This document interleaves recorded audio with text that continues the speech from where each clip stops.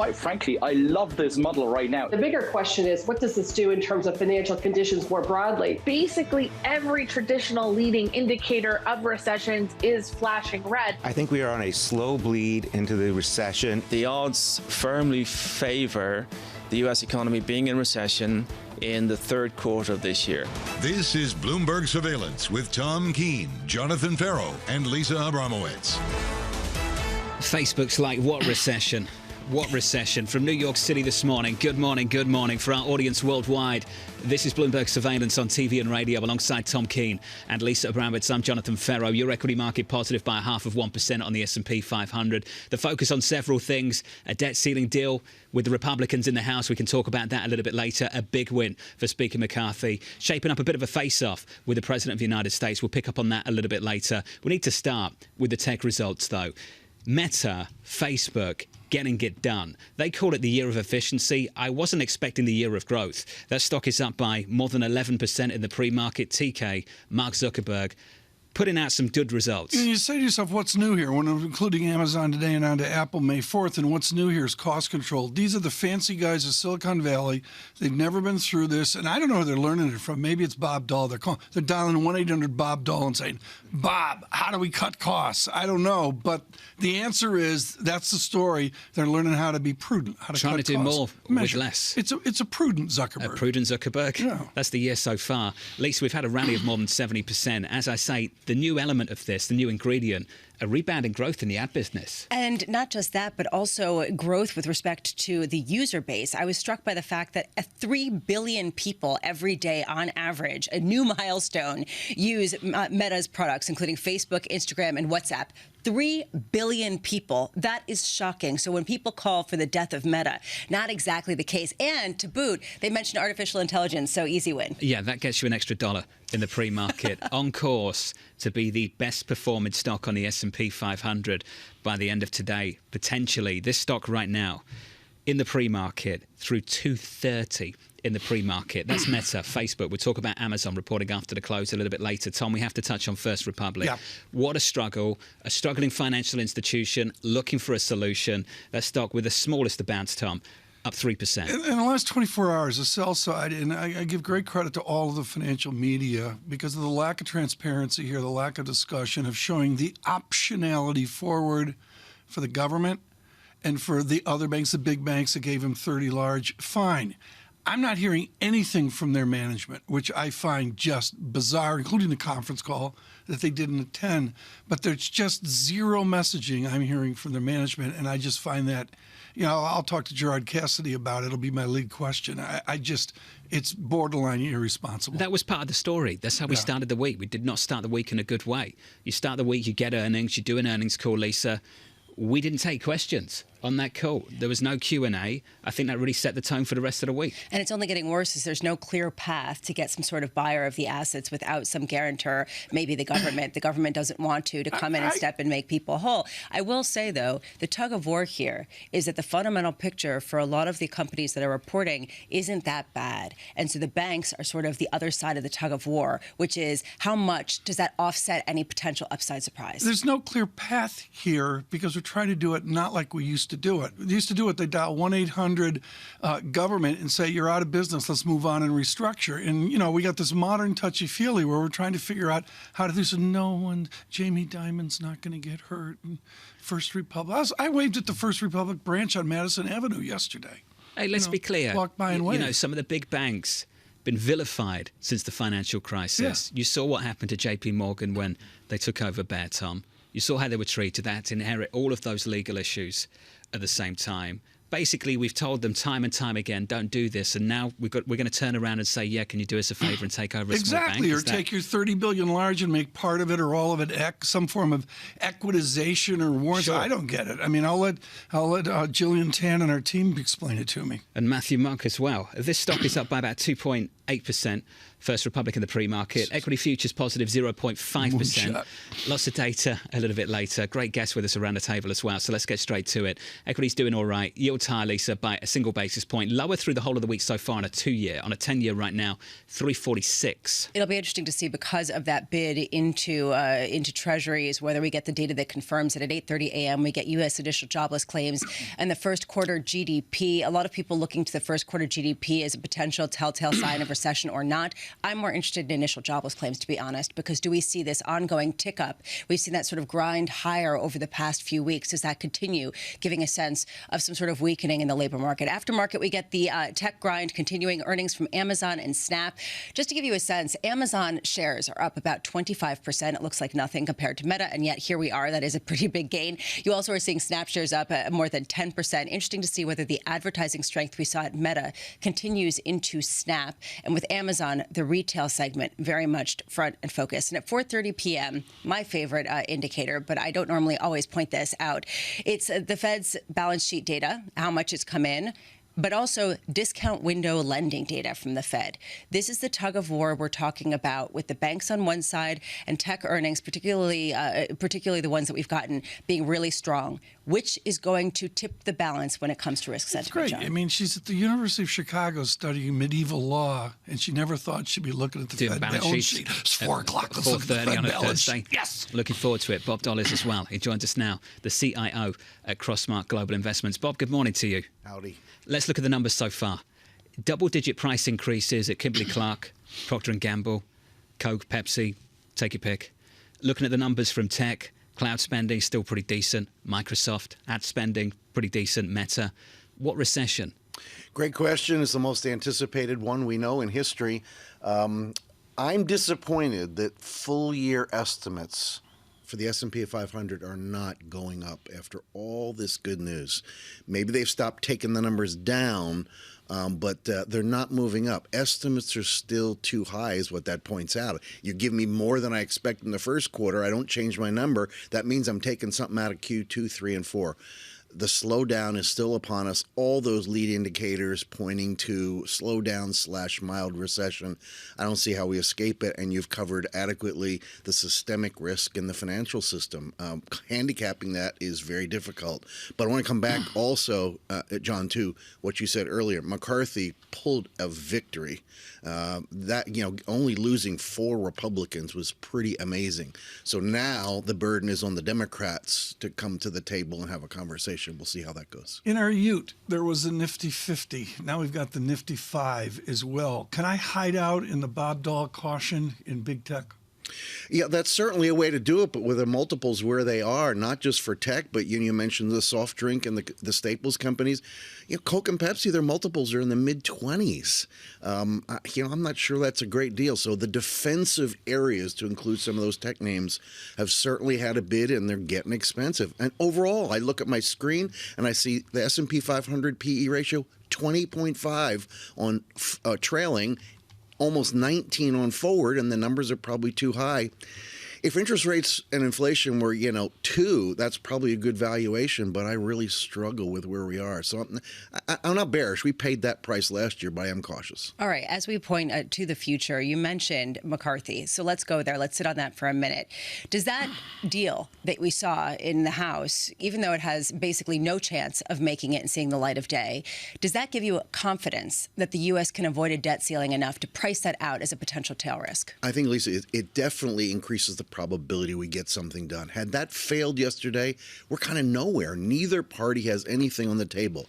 Now the Republicans, with an incredible victory, put it on the table, and the Democrats have to come back with some kind of conversation, which probably raises the probability we get something done in the 11th hour, the 12th hour, maybe the 13th hour. You say they have to. See no indication overnight that they will do. No, it never happens until it has to happen. We've seen that before. I don't think either party wants to be blamed for default or decline in the dollar because of a potential default. So all I'm saying is the onus is now on the Democrats to have a conversation. Is it your impression of things that you think that the Democrats in this White House are looking to see some market pressure build to gain some leverage over Republicans? Is that what they're waiting for? Very possible. A couple of folks in Congress have said that in the last 48 hours. Give us a smack in the face in the markets, and maybe we'll come to the table, sort of thing. So that could, for a market participant, do you find that really frustrating? Yes, very much. It drives so. me. It drives me absolutely insane. Yeah, I'm with you. Politicians are willing to let that happen, to involve financial markets and use that as a position of leverage. It's a little toy, isn't it? Tom, don't you find that ridiculous? And I know we've been doing this for a long, long time, but I just find it so irresponsible that that's the direction of travel. And by the way, that's not a political statement. It's politicians on both sides of the aisle trying to play games with markets, Tom. And you see in the First Republic, too, the key, I think it's an adverb, it may be an adjective. I flunked grammar. John, but the key word in every report on First Republic, which goes to the politics of the nation, is wealthy. The basic idea that everything to do with First Republic is wealthy clients, jumbo mortgages. We know the drill. But there's a huge politics in our day-to-day news grind in finance, and also in how the stock market's treated. FRC trying to bounce up by 1.6%. Let's just finish there briefly, Bob. There is a fear. And we talked about some of the robust nature of the numbers, the earnings. We can pick several indicators about tech, financials, whatever. Looking forward, lead indicators are terrible. You look at First Republic right now, and there's a big debate at the moment. Is that a First Republic problem or a broader banking issue that's going to lead to some kind of credit crunch? Where are you and the team on that now? The systemic risks are always there. They're just a lot higher than usual right now. Remember, the Fed took rates from 0 to 4.75% in 12 months. There are consequences. It's not just, okay, Silicon Valley Bank and Signature, and we get up and dust ourselves off and ride off into the sunset. There are more consequences. Might it be another financial institution or two? Could be. My view is it will include a mild recession. Hopefully it's only mild. Unbelievable to think that early March, Tom, First Republic was a triple-digit name. Yes. Then a double-digit stock. And Lisa, this week, a single-digit name. And potentially bankrupt next week. And here's the issue, this sort of push-pull of private investors. Will they be willing to come in? And can the government bail out this bank if really the people who they're essentially bailing out are the big banks that contributed $30 billion of deposits to help keep this afloat on the behest of the government? What does that do to the next time they seek some sort of lifeline from the big banks? I think we all found it odd at the time. Do you remember we were asking, what is it about this institution that has led these big lenders in this country to deposit a large sum of money over there, TK? I can't answer that. I've here been we thinking are. about it. Well said, John. We asked that question a few times when it happened. You know where I stand on this, and you got to get the surveillance cork out because I'm not supposed to editorialize, and I'm not going to do it in front of Bob Dahl. I mean, it's just no way. I'll do it on the break. The problem is, it's a marketing scheme. Thank you. Damned if they do. Damned if they don't. How about that SNL crisis? You got it. Bob? Hey, Bob, good to see you. Bob, thanks for being with us. best. Appreciate it, sir. Thank you. Bob Dole of Crossmark. Your equity market positive, up 0.4%. Facebook rallying hard all year. And again this morning, it's on to Amazon a little bit later. Emily Rowland in the next hour. Keeping you up to date with news from around the world with the first word, I'm Lisa Mateo. House Speaker Kevin McCarthy's debt limit bill has squeaked through, escalating a standoff with President Biden. McCarthy overcame dissent from fellow Republicans to pass his first big test. It will put pressure on the president to open talks with the GOP to avoid a payment default this summer. But the president signaled he won't give in to Republican demands. Bloomberg's learned that Germany is in talks to limit the export of chemicals to China that are used to manufacture semiconductors. Berlin wants to reduce its economic exposure to Beijing. Chancellor Olaf Scholz is trying to balance Germany's interests in China with national security and human rights concerns.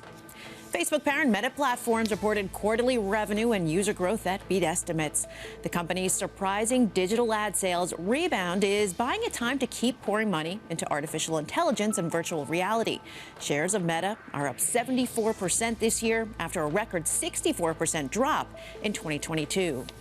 In Turkey, illness is prompting President Recep Tayyip Erdogan to cancel a planned visit to a landmark nuclear project. Erdogan has remained out of public view since late Tuesday when he fell ill during a live TV interview.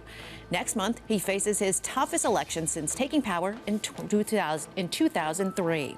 Global news powered by more than 2,700 journalists and analysts. I'm Lisa Mateo, and this is Bloomberg.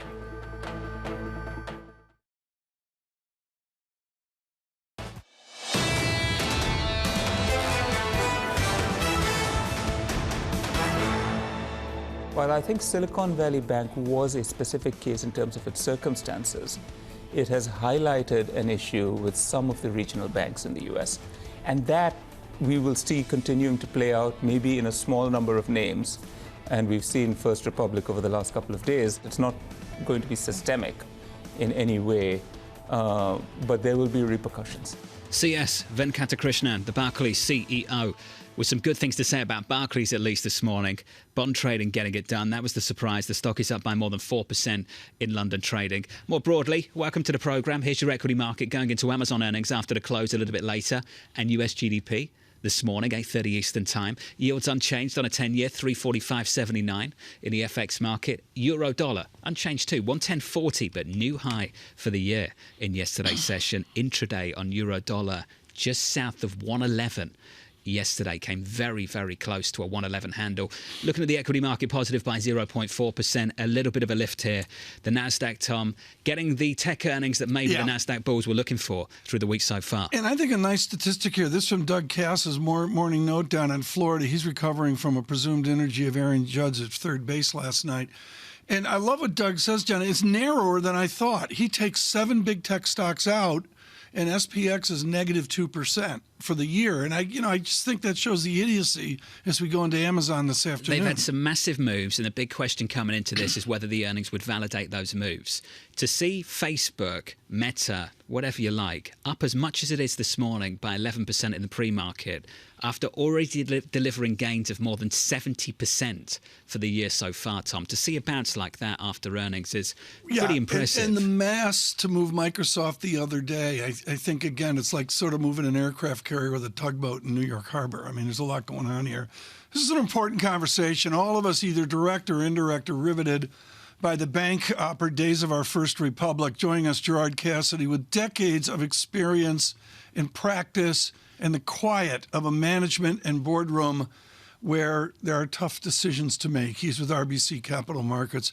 Gerard, I've never seen anything like this. The lack of communication of the management team at First Republic, the conference call, non-event, and even their communicating of dialogue with the government and other more solvent bankers. Are you surprised by their silence?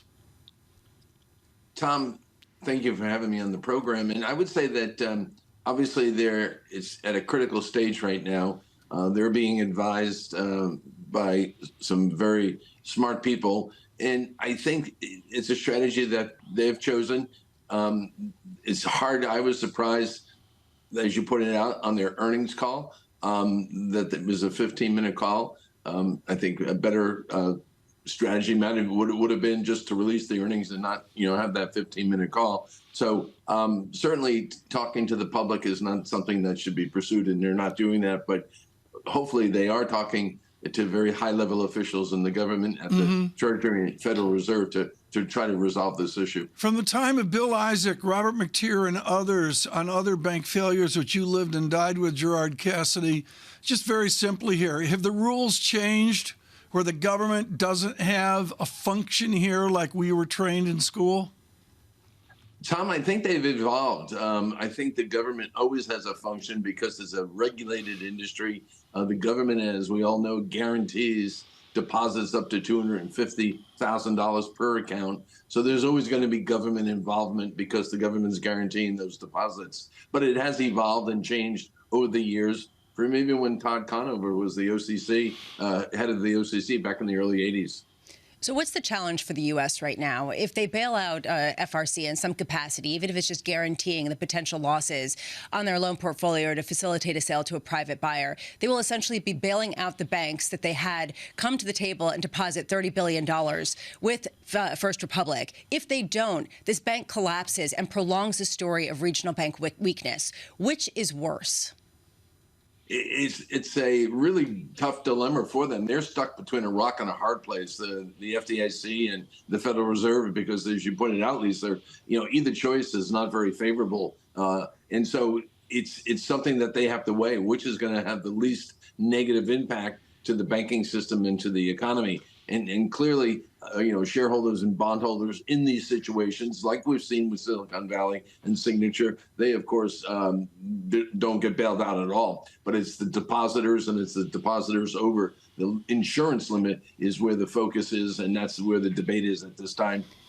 Gerard, on a larger point here, we've seen this tug of war in markets, whether it's the tech giants that are reporting fantastic earnings and other discretionary companies, or then on the other side, there's this overhang of potential weakness in regional banks that could continue. Is that enough to offset the strength elsewhere? In other words, is what you're seeing not enough to give you confidence that they're going to materially provide the credit and the impulse that this economy needs right now? The Fed has been very clear that they're in monetary tightening. Since April of 2022, deposits in the banking system are down almost $1 trillion. You might remember during QE, during the pandemic, the Fed's balance sheet went from just under $4 trillion to almost $9 trillion by the first quarter of 2022, creating over $3 trillion of deposits in our estimate to the banking system. And now they're taking them out. So I think the stimulus or, monetary policy to stimulate the economy right now obviously is not there because they have to fight inflation. So inflation has to come down. Once that comes down, hopefully the Fed not only will stop raising short-term interest rates, but they could back off QT. Joe, just a final question from me, maybe slightly unfair on First Republic, just to be really specific. Is there a real risk here they lose access to some of the Fed's funding vehicles? There's a possibility of that. You never rule anything out. And so certainly in their public statements, they have indicated they still have access. They still have loans and securities to pledge.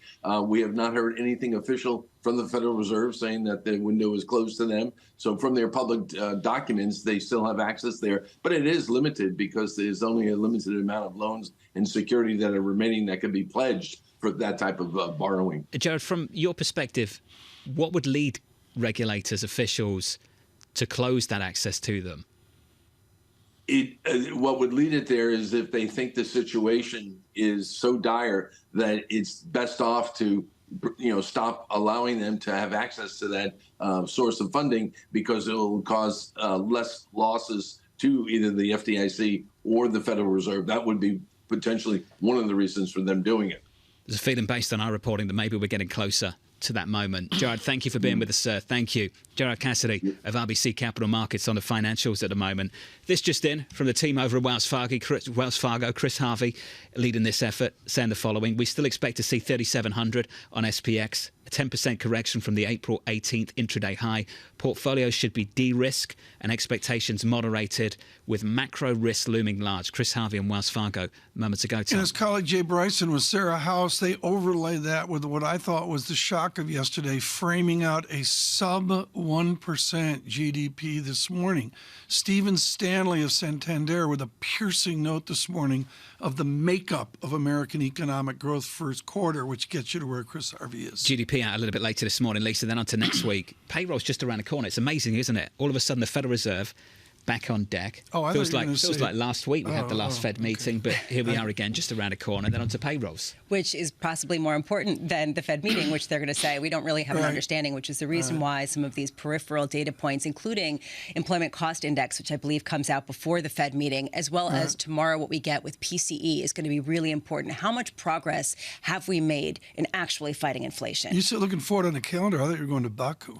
The restart of Formula One. This is, Lisa, this is amazing. These guys go like 200 miles an hour. There's no Thursday practice, no Friday practice. They just start Saturday, John, at full tilt. I didn't know that. Is that what's happening? There's no practice. It's strange. Why is there no practice for this race? I'm dumb on this. You're the smart guy. Well, no, you're in charge now. You're in the driving seat for there's no Thursday, there's no Friday. But you've fallen in love with this sport, haven't you? I'm loving it. Yeah, Wow, I got that. Well, who else in Formula One has a Nash Rambler in the garage? Who else? Yeah, Who has one? No one, trust me. Okay.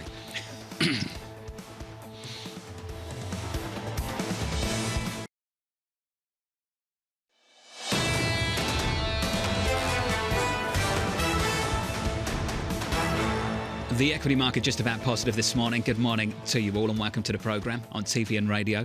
This is Bloomberg Surveillance. Equities up by 0.4% on the S&P 500. In the bond market, yields look like this. A 2-year, 10-year, 30-year. Yields basically unchanged. 3.95 on a 2-year, 345 on a 10-year, on a 30-year. Let's call this 372. I want to finish in the FX market, have a little look at the euro against the dollar, just below 111 yesterday, holding on to 110 right now at 110.37. I want to ultimately finish on this, though. This move in Meta is phenomenal. Year to date, before yesterday, up more than 70%. We add more weight to the rally, about $23 worth to be precise. 233 in the pre-market, up more than 11%. Zuckerberg's called this the year of efficiency. Go one step further after yesterday's results, Tom. A rebound in growth. The ad business looking decent, looking okay relative to what we were expecting. No one's a bigger critic of this hagiography of managers and like the study of managers and the whole billionaires idiocy in that. But the great misjudge here was that this kid, and he's still, what was the movie out of Harvard, the Zuckerberg movie from years ago? I can't remember. Social Network. Social Network. We're all social network analyzing, and everybody got this wrong. This is a new Zuckerberg. Everybody got it wrong, including me. A lot of analysts got Caterpillar wrong as well. Those numbers just crossed. The estimate was 382. EPS came in, Lisa, at 491. I know you're going to go through the rest of the numbers, but just to go through that headline again. The estimate for CAT for the first quarter adjusted EPS, 382. Lisa, the number 491. And how about this? Caterpillar returned $1 billion through dividends and share buybacks. So on the flip side, they're also delivering a lot of returns to their shareholders. This has been the interesting time when people are trying to reinvest in the physical world. This is what we need. Just to give you a sense of how this breaks down, the first quarter adjusted operating income was $3.34 billion. The estimate, $1 billion lower than that, $2.36 billion, just to give you a sense of how much they outperformed. Here's the issue. How much further can this go? Is this completely dependent on North America? Is this just reinvesting? And how much does this really hinge to the idea of food prices remaining high? Beat on the top and bottom line, just to give you the top line, revenue for the first quarter, $15.86 billion. The estimate, 15.32. The stock in the pre-market, Tom, marginally higher in early trading, up by 0.8%. 9% dividend growth 5 years there. $4 billion free cash flow pre-pandemic, $7 billion plus free cash flow now. It's just a malaise. I mean, is all I see. I mean, we got to get to our wonderful guest here, but John, I'm getting exhausted by the gloom on these. Where's Bob Dole when we need him here now? They made 13% a year each year for the last 10 years, moving yellow things around, bulldozers, and all that. It's not a bad business, is it? Yeah, it's not. Why don't we jump in here? I think this GDP call today is fascinating. I agree. 8:30, Yeah. Lisa went through the data points. Look out for claims as well. 2 hours away from US GDP. Wall Street out with a number of forecasts. JP Morgan at the top of the pack looking for 2.6% quarter-on-quarter growth. Jay Bryson, who we spoke to yesterday at the bottom of the pack, looking for 0.8%. Citi's Andrew Hollenhorst looking for somewhere in between, looking for a print, Tom, of 2.3% a little bit later. This is different. And this shows you, folks, the nuances of each house and each different character. We've talked to Andrew Hollenhorst particularly about an arch Fed call of which he and Citigroup absolutely nailed higher interest rates. But this morning we turned to the nation's growth. Andrew Hollenhorst is with Citigroup. Andrew, it's real simple. You look at Boeing, which we saw ex-aircraft dynamics and durable goods here in the last 48 hours, and you say simply, this is a Boeing GDP report. It is not a boring GDP report. You go positive, don't you? Yeah, that's right, Tom. I think it's a great point that you bring up when you look at the shipments of durable goods, of capital goods, and we tend to try to look at core measures of these things. You say, let's take out the aircraft. Aircraft is real production. These shipments of aircraft will show up in GDP. So there is something going on here. Now, I'm not saying that growth is not going to slow down. These Q1 numbers, of course, are backward looking. To Lisa's point, we're all watching the jobless claims figures to see if that's telling us something about where we're going. But it is hard to say that the economy is not still expanding. It looks like that expansion will continue into the second quarter. And that wouldn't be big news other than that it's in contrast to a narrative in the market that a recession is right around the corner. Andrew, March 8th, the 2-year yield is 3.5%. Chairman Powell's just opened the door to 50 basis points. A day later, for a lot of people, everything changed. Banks started to fail. Your research, week after week, has been so consistent around this idea that this Fed is still going higher than some people think. And as a team, you and the team, from my perspective at least, have really underplayed the potential for this banking crisis, if you can call it that, some people might push back, becoming a big deal for this economy. Andrew, every note I read, precisely the same from you, incredibly consistent. Why is that, Andrew? Why is that the position of you and the team, that you believe the banking stress of the last month or so is not going to be a major economic issue that leads this Fed to have to back away? So when we try to forecast what the Fed will do, we think about growth, we think about inflation, and then we think about these financial stability issues. And the framework that we have in place, which has worked well, is to say, as long as growth and financial stability are okay, and this is important because it's not that there are no issues around growth. It's not that there are no concerns around growth. It's not that there are no concerns around financial stability. To your point, we just had the second largest bank failure in the history of the United States. But if that is sufficiently contained, if that is not going to slow the economy, say, 0.5 percentage point or more, and we don't think that it will, then you go back to inflation. And it is a Fed that has a mandate of price stability, also full employment, but we're at full employment. We're probably over full employment. So that price stability mandate means you have to get policy rates higher. And I would just point out to everyone this morning that policy rates are not especially high now. I think it's certainly the case that we've moved policy rates higher very quickly. But if you look at where core PCE inflation is coming in, we're going to see it for the first quarter, probably going to be right around 4.7%. Policy rates are right around 4.7%. So we've just gotten policy rates back to where they're equal to the level of inflation. Usually you would think you would need to go beyond the level of inflation. So I really do think that the data are going to have the Fed hiking further. Are these comfortable hikes? No, absolutely not. It's certainly uncomfortable for the reasons that you lay out. Do we know that there won't be further financial stability issues? In fact, there probably will be. It's just that if they're contained enough, if they're not of the nature that slow down the economy enough to slow down inflation, then the Fed has to keep moving. What are you seeing, Andrew, that fights against this assertion that Steve Englander put out there, that core CPI taking out shelter is already back to the 2000 to 2019 range? We've already gotten back to close to a more comfortable rate for the Fed. Yeah, so I mean, I'll get into some technical details. Steve is my former colleague, so I know he'll appreciate this. But what I would say is look at the non-shelter services. That in PCE inflation, which is the Fed's preferred inflation guide over and above CPI, you still see those services running strong. We know that we have strong wage growth. You've seen average hourly earnings that have slowed down a bit. And I think if average hourly earnings is telling us the right story around wages, that would be a reason to be hopeful. We're going to get the employment cost index tomorrow.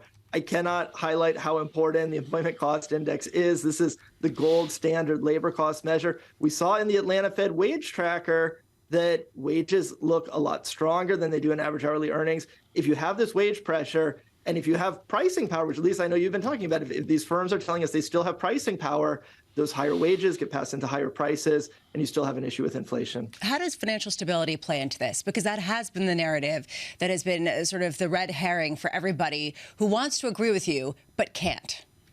Yeah, and I do think that's an issue for the market, because at the end of the day, we can't know for certain. And of course, we can never know anything for certain in markets. What we have to do is say, what is the most likely outcome? So we were early to say that the most likely outcome around this banking stress, and I would use the term stress, not crisis, is that it did not become something that is systemic.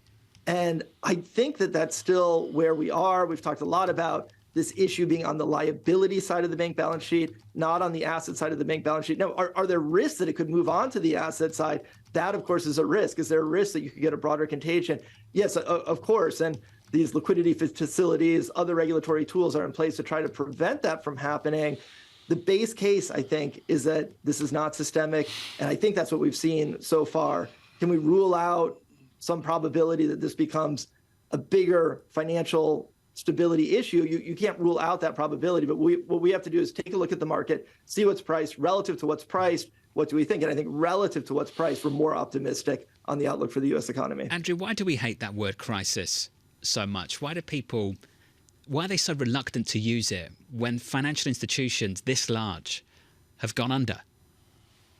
Yeah, great question, John. I mean, I think we're really trying to distinguish here between systemic and idiosyncratic. And if it's a large enough financial institution, of course, there will be some knock-on effects for the broader economy. So it's not that there's not any macro story here, but because we used the term crisis for 2008, crisis now has a special meaning. This is kind of like depression. Bingo. And this is not 2008.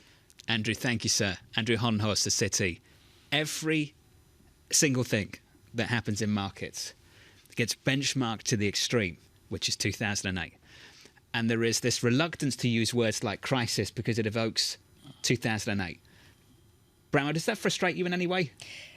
We've diluted the meaning of crisis. If you've got bank failures and you have a real tightening in lending standards, is there a risk that we're not considering that enough, right? I mean, this goes to the Bob Michael conversation that you had yesterday, where he said this is really going to contract credit, and this is a flood of deposits that are leaving the system that will have material impact. People aren't able to recognize that because it can't be put under the word crisis. Andrew Hollenhorst was at UCLA, and they have a legendary course at UCLA called Growth Theory 164. It's taught by Gary Hansen right now.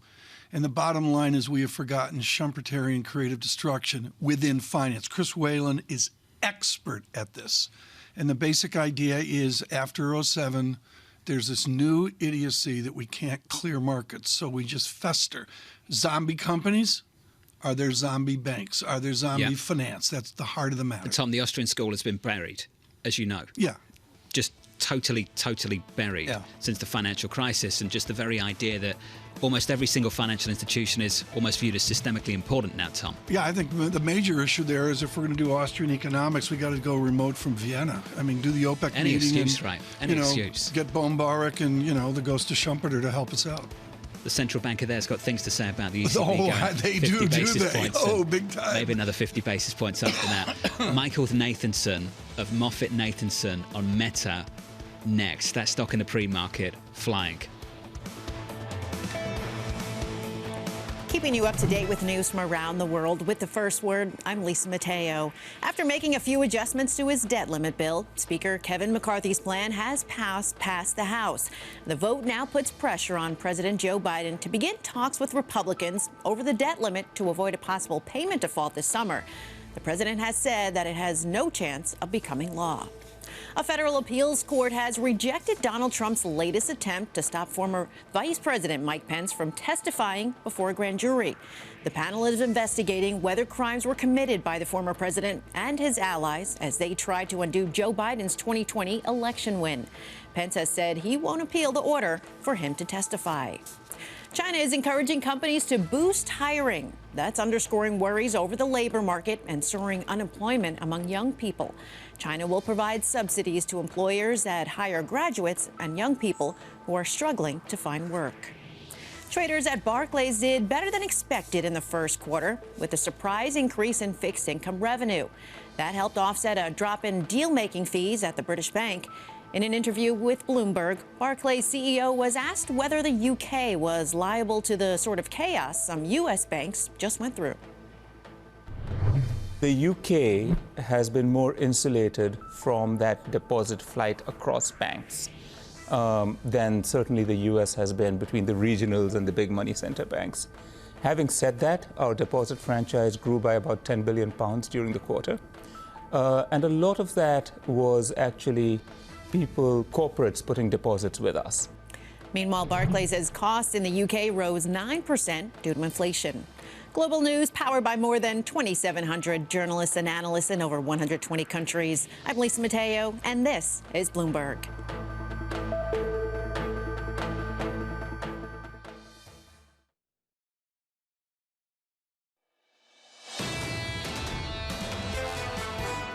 In a way, Facebook's back to the meta Facebook that we used to know, which just grew incessantly and reliably for a long time. Big picture is advertising is stronger than expected, not only for them, but possibly, I mean, this could be a macroeconomic signal a little bit, because this is such a fundamentally global company that if their ads are doing better than anybody, even them, expected, that is encouraging. That's the bull case for the broader economy and for markets too. David Kirkpatrick there of Techonomy, the founder, on the latest numbers from Meta.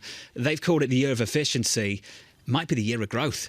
A rebound for the ad business, unexpected for so many people. So what have we got on the table right now? A rebound in the ad business at Meta, cloud business at Microsoft looking okay. The broader story for some of the consumer companies, Kimberly-Clark, Procter & Gamble, Pepsi, Coke, take your pick.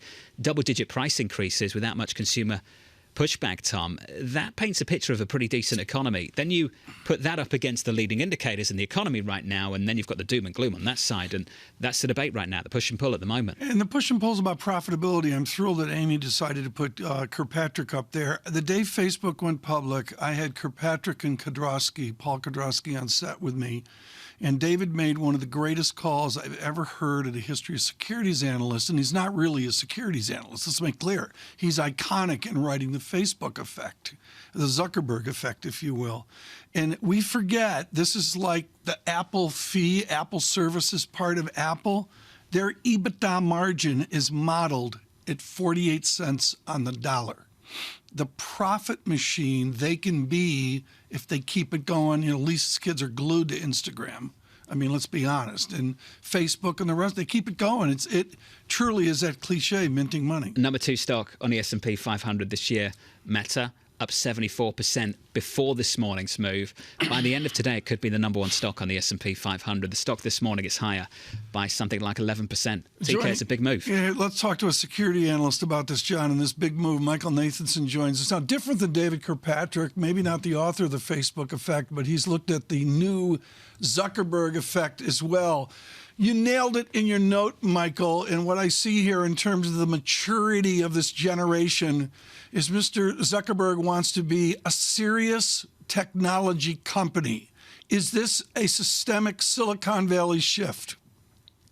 I think it is. Tom, it's interesting that I asked him last year if his moat was his social graph that he had built. He's like, no, our moat is that we are a serious technology company that moves fast and changes things, right? And John and I, over the years, talked about Meta, and the stock was in the dumps, and they had to pivot away from a couple of things that were hurting them. And in very quick order, they did. It's because they are a technology company. And then Mark became much more aggressive and ruthless on cost control, and that was a big aha, because people thought he was just not going to cut costs, and he's taken about $11 and $12 billion out of the cost base in 6 months. And that's extraordinary, right? So the combination of accelerating revenue and then cost cuts, stock's going to keep going. I think it's a $300 stock. Yeah, really but Michael, I want to look at this on a broader basis. Moffett-Nathanson is iconic on this. We had your colleague in crime, Rich Greenfield, on the other day. You guys have followed these children from out of their dorms to the modern era. Is right now when these guys grow up, as it appears Zuckerberg has grown up? Oh, without a doubt. I think having a founder who his entire life work is tied up in this, that's the payoff you're getting, right? He was not going to let this company die, and he took aggressive steps.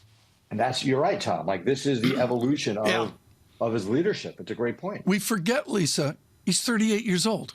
We forget that. We're talking like he's 50 or 60. He's 38 years old. He's a kid. We've known this, right. And now he's proving himself in the actual bread and butter earnings.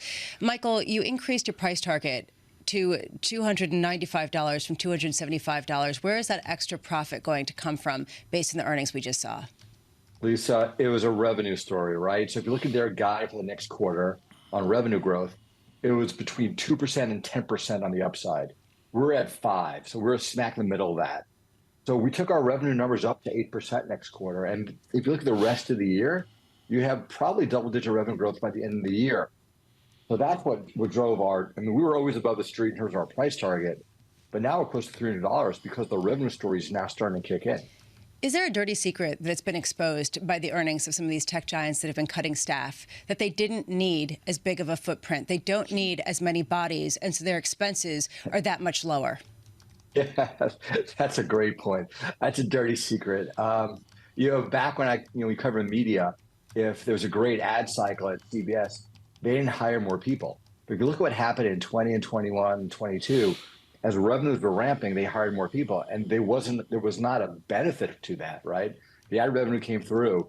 So now these companies are going back to pre-pandemic staffing levels, and the revenue base is coming back. So we sound crazy, but we cannot be more bullish on Meta and Alphabet as well, just because of what you said. And they all learned a lesson, which is they overstaffed, and they can cut without really hitting the top line. Michael, given the fact that you did increase your earnings, how much does that include the potential banning or sale of TikTok and the read-through implications for Meta, for Snap? No banning of TikTok in our thought process. TikTok's about a $10 billion U.S. revenue base. It would flow to Meta, flow a little bit to Snap. It's not our numbers. That'd be a home run, obviously, but. We've not contemplated that because it just seems so far removed. But what they've done, though, with Reels is that they quickly adopted the best part of TikTok, right? So they saw a weakness in their business model, short form video, and they quickly engineered a solution, and now they're starting to monetize that solution. So, TikTok exists today, and I believe they're taking share from TikTok given what they've just accomplished. This is just an amazing story. This was an $88 name in early November. Yes. 88. Yes. And you've got Michael Nathanson talking about 300, a $300 stock. Go on, Mike. But Jonathan, we stuck by this thing, and some people did because I know the you reality did. was the revenues were self-destroyed. They had basically they were hit by Apple. Remember, Apple changed their IDFA signifiers on their mobile system, and then these guys had introduced Reels, which was not monetizing, right? But what killed the stock was this belief that Zuckerberg was an empire builder and wouldn't cut costs. Yep. Go back to that October conference call. Some folks jumped off of it because, look, this guy doesn't understand what's happening. But that's, to me, it was all about self-created revenue crisis that they've now engineered themselves past, right? What was so interesting is that this was not cyclical. It was in a way because 2021 was so good. They had a hard time lapping 2021. And then IDFA hit from Apple. And then Reels occurred. So it was like just all these waves were hitting the stock. So, Michael, I've got to squeeze this in because I've only got about 45 seconds left. I apologise. There will be some people who don't hold this name who look at this as some kind of cyclical signal. You just said that maybe last year wasn't cyclical to some extent. Is the success this morning cyclical? Is that a broader signal about the cycle? No, because Alphabet's a bigger company that's in search and YouTube. And their results were okay, but they're not like this. This is a separate cycle tied to Meta and what they were trying to do last year. Michael, just perfect. And great call, buddy, for sticking by this name at a difficult time. Michael Nathanson of SVB, MoffettNathanson, 88 in early November. 88. And to his point, there was this feeling that Zuckerberg just lost it. Didn't understand the importance of cost discipline, had changed the name of the company, was chasing the metaverse, took his eye off the ball. Then we just got a monster turnaround. And what we're seeing right now is that it's coming to fruition even without TikTok, even without artificial intelligence. It's this question of 3 billion people using its platforms every day on average. That is a game changer and a revenue producer at a time, regardless of the cycle. Andy Jassy's not 38 years old, but the new leader, ex-Bezos of Amazon, is 55. And you wonder if after the tycoon Bezos exit, that you're going to get the same cost shock this afternoon with Amazon that you got with Facebook. To me, this is something a lot. I think of Michael Wolff, the entrepreneur in technology. People have been waiting for this, John, for 15 years. Sure. I mean, plain and simple. Stock's flying up more than 11%. Can I just say that there's a lot of 38-year-olds this morning feeling young. Tom called them as kids. Kids. Kids. Something that you want to say? Kids. He's a kid. Well, that I guess is the story. I also think the fact that they figured out they didn't need as many kids in their employment. It's true, I know. Is kind of also a game changer. Yeah, well, we're looking at that too. I mean, within the Bloomberg Surveillance team. I mean, we got people standing around. I mean, we got you over there, they're standing around. Are we a growth company? Interns, Is surveillance a growth equity? Yeah, we're going from 88 to 300. We're going to right size. We're going to left size. What? We're going to left size. Viewers, Lisa. Viewers. There we go. Right sizing TK's that. been trying to get it into double figures for ages. Equities positive 0.5% from New York. This is Bloomberg.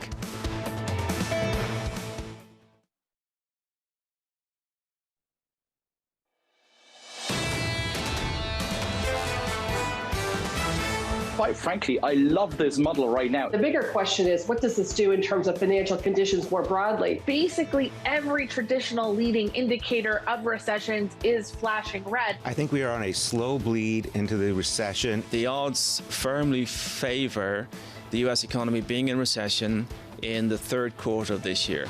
This is Bloomberg Surveillance with Tom Keene, Jonathan Ferro, and Lisa Abramowicz. More than 40% of the S&P 500 reporting this week. It's another busy morning for earnings. Live from New York City.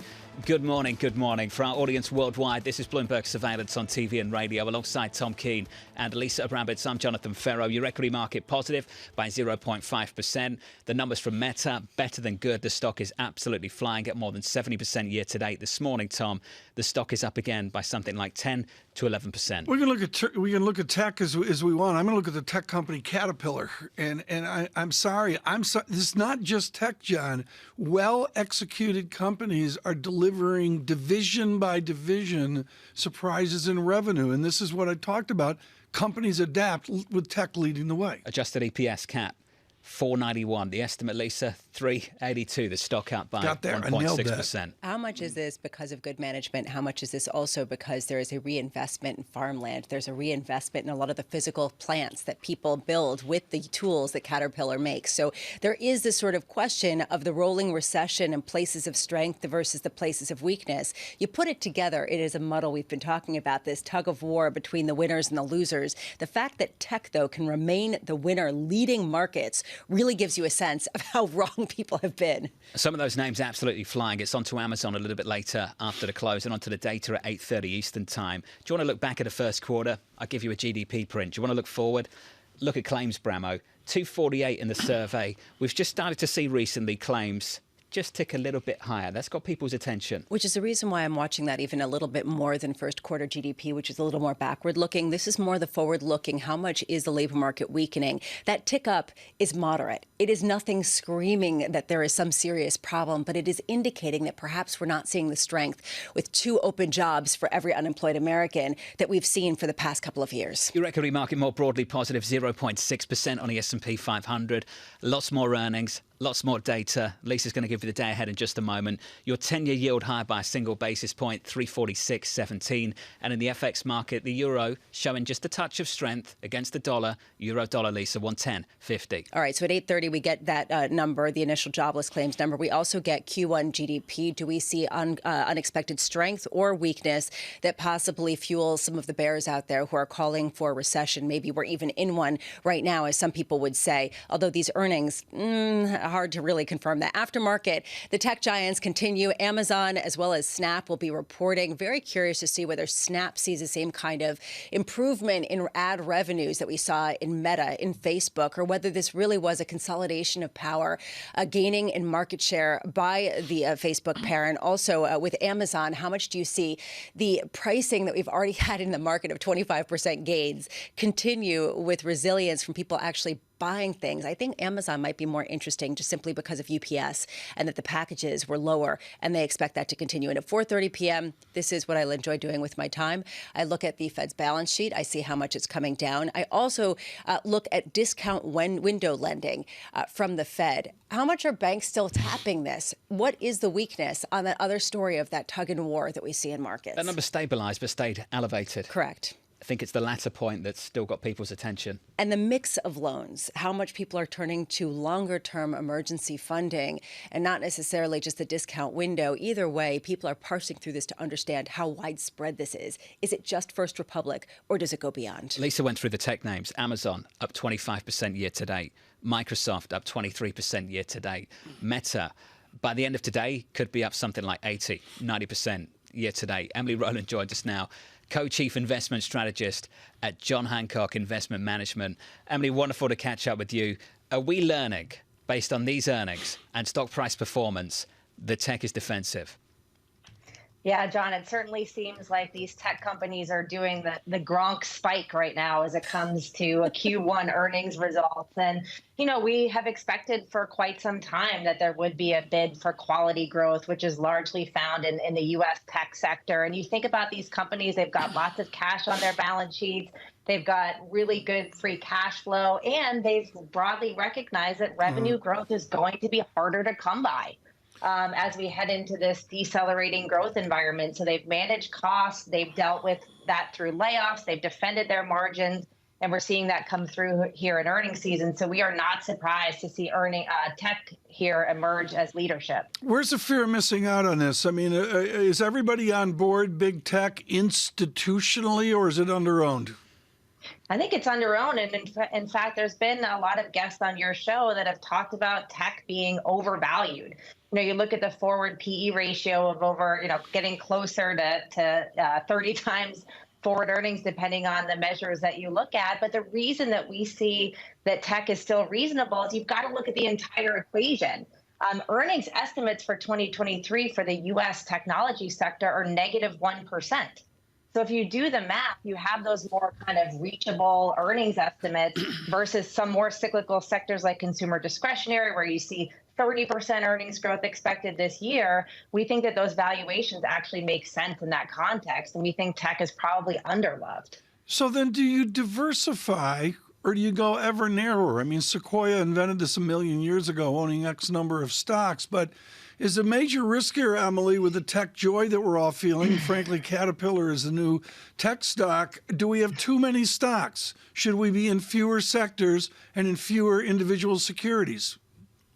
I do think that there is a danger that tech can't continue to do the heavy lifting for the entire market here. So, we want to diversify away from that. We have had some exposure to more cyclical parts of the market. Mid-cap value has been a favorite of ours. We've looked to that as a way to really play the onshoring theme, the manufacturing renaissance that we're seeing here in the U.S. And frankly, we funded the allocation of more cyclical parts of the U.S. equity market with an underweight to emerging market equities. So we're thinking about it from a holistic portfolio standpoint. We still see the U.S. as the brightest spot across the globe. We do have an overweight there. We've struggled a little bit with that one as of late, as we've seen this just face-ripping rally across emerging market equities in particular, as well as Europe. But we continue to believe that the U.S. is the best place to get quality. Emily, why not the flip side of what Tom was saying, the idea of focusing on specific stocks? If you do have this sort of push-pull where sometimes the big stocks carry along the others, why not just go back to the indexes? This was supposed to be the stock-picking moment, and yet is it? I mean, if you have the sort of support of tech giants? Yeah, I mean, I do think this is a moment where active managers can shine, and you've seen this concentration in the indexes as being, I think, an opportunity for stock pickers to differentiate themselves here. So we do, again, we want to be diversified. We want to own those big tech names, but we're also looking at mid-cap value down in market cap as a way to benefit from that. We're looking at the healthcare sector as another favorite in this market. Again, kind of, we want to be patient here. We want to kind of really think about, owning, different parts of the equity market, owning bonds. We still think that fixed income can do more heavy lifting in portfolios here. We are in this late cycle environment that feels almost never ending. As the lagged impact of Fed tightening is yet to really impact the employment market. So we want to be careful. We're treading water. We want to participate. It's getting a little tiring treading water here and trying to participate in this market that is very resilient. But be patient here as these late cycle dynamics play out. Emily, you mentioned that it's been a very difficult trade to be overweight the U.S. and that you've hung on. Why have you hung on based on the fact that so many people see the U.S. as weakening faster than, say, Europe? Yeah, so we use cycle analysis as the key input into making our decisions. And I mentioned I do see us in a late cycle environment, likely seeing a recession unfold in the back half of this year. And we've never had an environment in which the U.S. has had a recession and the rest of the world hasn't. And right now, markets are telling you the opposite. You wake up every morning, the euro's up, European equities are outperforming. The dollar weakening has certainly played a big role in that. But it's unusual to see this level of desynchronized global growth. Eventually, we see growth synchronizing again. We do see a global recession playing out. And one other really notable dynamic that we're watching is the fact that while European equities are on fire, emerging market equities actually haven't really kept pace. In fact, since the beginning of the fourth quarter last year, European equities are outperforming emerging markets by 15%. That is a magnitude that we've only witnessed about 5% of the time going back to the 1990s. So really unusual to see the leadership actually coming out of Europe versus EM. So we think that dynamic changes, that gap closes, and eventually, again, you see markets acting in unison globally. Euro Stoxx 50 up 18% year to date. It's been phenomenal. Emily, thank you. Emily Rowland of John Hancock. We talked about the French equity market, the CAC 40 up close to 20% as well. The CAC 40 is a year to date. CAC 40 report. Luxury players, Tom. We've learned that tech in America defensive, based on the performance so far, not a judgment about the future. Luxury in Europe. LVMH absolutely flying. They're all flying, and there's beginning to percolate. Okay, China reopening, has all the easy money been made? I don't have any opinion on this at all. But the basic idea is, you know, what's gonna go on here with LVMH, Hermes, and the rest of them. I happened to be in a store yesterday, just wandering by, and it shows the fragility of a given business plan. The store was called Gucci. And they are in designer turmoil. They have a new guy coming in who I'm told by them radically different than the last guy. Will you be heading over to the flagship Tiffany store a little bit later? I believe Mrs. Keene is working on this. It's not today, maybe tomorrow. But, you know, it's very exciting. For those of you worldwide, you're in Tokyo and there's Tiffany behind the Imperial Hotel, and it is something about 57th Street and Fifth Avenue, and it's all brand new and all different. Hundreds of millions they've spent on that, reportedly. Yeah. Hundreds of millions. I have no idea how they're going to recoup that capital cost. Well, I think they have recouped it already. If you think about what happened with the original price, they secured that deal at the end for, I think, about $16 billion. Yeah, they went back and redid. They did a $400 million discount. Yes. Do they own all four corners? Do they all? I don't think they own all four. Maybe they own 3 of the 4 corners now. I've got no idea. Louis Vuitton's across the street. True. Van Cleef, I think, is over by Bergdorf, and I can't remember who's on the southwest corner. Basically own Fifth Avenue now. Yeah, well, Arnaud's. There they are. And which Arnaud do you think wins this? Don't know. Do not have an opinion on that. No view? No knowledge of that. We'll ask Andrew Sliven of Morgan Stanley. Yeah. He joins us in the next hour with absolutely nothing to say about LVMH, so we won't talk about it. We'll talk about tech crushing it. Microsoft earlier this week, Meta yesterday, Facebook in the pre-market up 11%. Your equity market positive. This is Bloomberg. Keeping you up to date with news from around the world. With the first word, I'm Lisa Mateo. House Speaker Kevin McCarthy's debt limit bill has squeaked through, escalating a standoff with President Biden. McCarthy overcame dissent from fellow Republicans to pass his first big test. It'll put pressure on the president to open talks with the GOP to avoid a payment default this summer. But the president signaled he won't give in to Republican demands. Bloomberg's learned that Germany is in talks to limit the export of chemicals to China that are used to manufacture semiconductors. Berlin wants to reduce its economic exposure to Beijing. Chancellor Olaf Scholz is trying to balance Germany's interest in China with national security and human rights concerns. Traders at Barclays did better than expected in the first quarter, with a surprise increase in fixed income revenue, and that helped offset a drop in deal-making fees at the British Bank. In an interview with Bloomberg, Barclays CEO was asked whether the UK was liable to the sort of chaos some US banks just went through. The UK has been more insulated from that deposit flight across banks than certainly the US has been between the regionals and the big money center banks. Having said that, our deposit franchise grew by about £10 billion during the quarter. And a lot of that was actually corporates putting deposits with us. Meanwhile, Barclays says costs in the UK rose 9% due to inflation. Global news powered by more than 2,700 journalists and analysts in over 120 countries. I'm Lisa Mateo, and this is Bloomberg.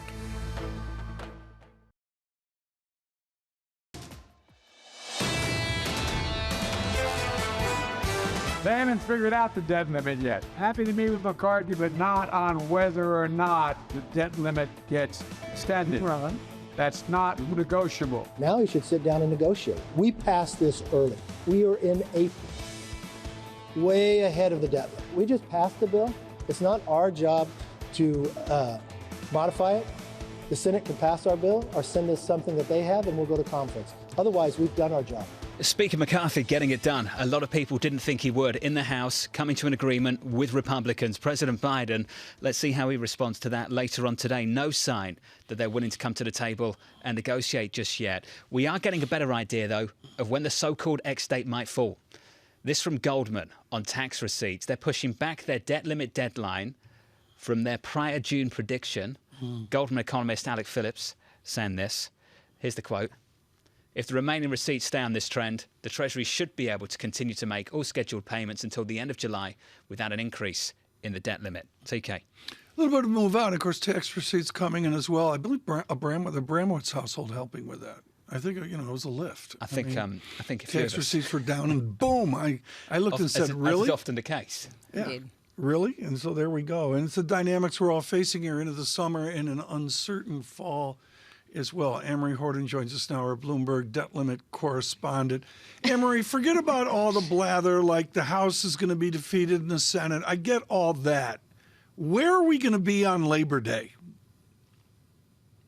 That's a great question. I think at this point we don't really know, except for the fact that with Speaker McCarthy's victory yesterday, which many were guessing he wasn't going to be able to get through due to the fact that he had 15 rounds to become Speaker. This was one vote, and he was able to coalesce the ultra-right on his party and the moderate Republicans to get this bill past the finish line. And really this now points to potentially at least a conversation of President Biden and Speaker McCarthy to discuss what they're going to do about the debt ceiling. I'll also note, I think there's a bit of nuance into what President Biden said yesterday. I know these remarks in the Rose Garden, he was focused on his relationship, the U.S. relationship with South Korea, but he didn't say, Republicans, show me your budget. He just said, I need to make sure we're not going to default. Potentially a little bit of sunlight as to whether these two men are able to actually strike an agreement. Amory, I can make a joke about the Bloomberg surveillance tax bill and our contribution, but are we overtaxed?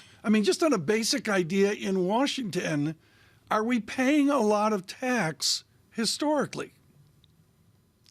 I'm not sure if you're overtaxed, Tom. I haven't seen your W-2 form, but what we're seeing with this, with the latest receipts from the Goldman note that John referenced, is that a week after the tax bills were done, the checks go alongside that paperwork, and they're finally being processed. It does look like there is a lot more receipts than they were previously expecting, which is why they have pushed back that X date to July, and when others were saying potentially June. And John, I brought this up with you before, Lisa. I think this is just so important. In England, there's a transparency about this. In America, there's this tax, that tax, the other tax, and that's where the Republican angst comes from. The summation of all the taxes we pay it's like the 70s. It's like the time of Rockefeller. Well, and that's a real question as we go forward. What did Kevin McCarthy have to give up, Anne-Marie, in order to get this deal?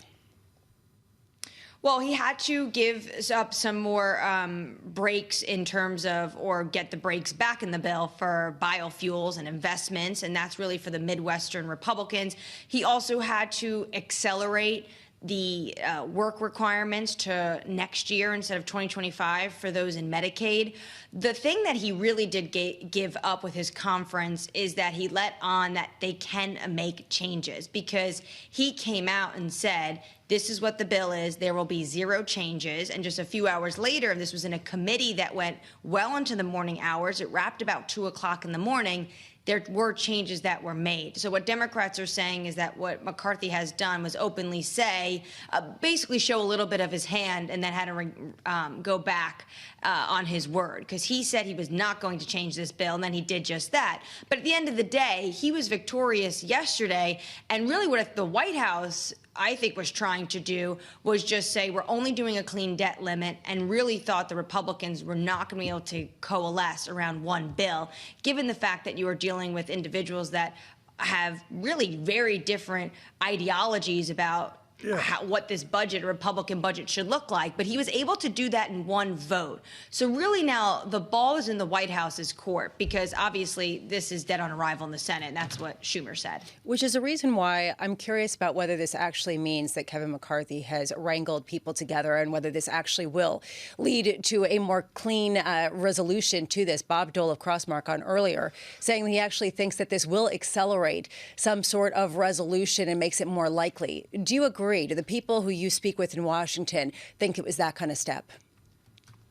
Well, I think what this does do is means that there needs to be another conversation. And it obviously points to the fact that there needs to be a negotiation, and the X date in July, that is pretty soon. Remember, on Friday, Speaker McCarthy is going to Israel. There's a recess, and then they come back. So it's not a ton of time, given the fact that we're in spring, we're getting into the summer. But where this could become very, very tricky, if the Biden administration decides to negotiate with the speaker and it gets very close to that brink, is he able to make sure those ultra-conservatives do sign up in the end? Because right now, this is not a bill that President Biden or anything on this bill they're going to be able to get through. The statement from the White House was House Republicans have passed a bill that cuts veterans' health care, education, Meals on Wheels, public safety. They say, no way, this bill has no chance of becoming law. So even if there is a negotiation, McCarthy has to give up a lot that was in that bill. And at that point, does he lose the ultra-right? And potentially, do they call a no-confidence vote on him? So I think that's where things will get very dramatic. AMH. On the latest. Anne-Marie, thank you. Looking forward to the coverage a little bit later on Balance of Power at 5 p.m. Eastern Time.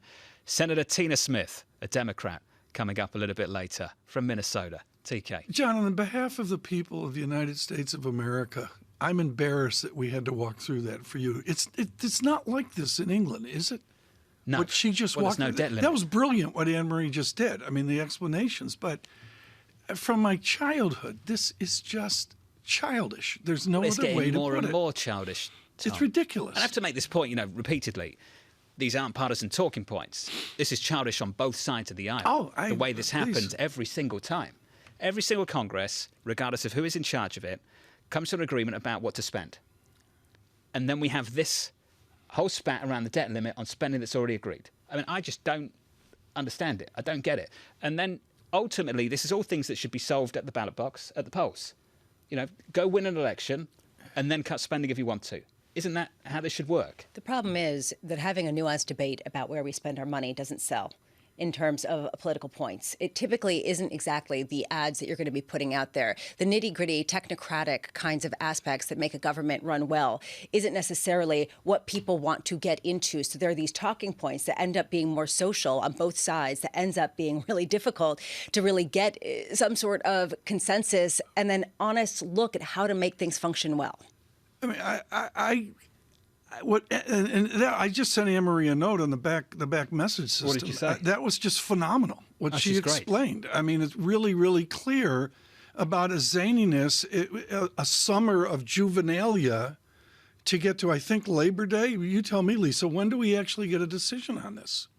I mean, that's what Anne-Marie was saying, that we now have been, and you were talking the Goldman Sachs note saying July is sort of the D-Day now.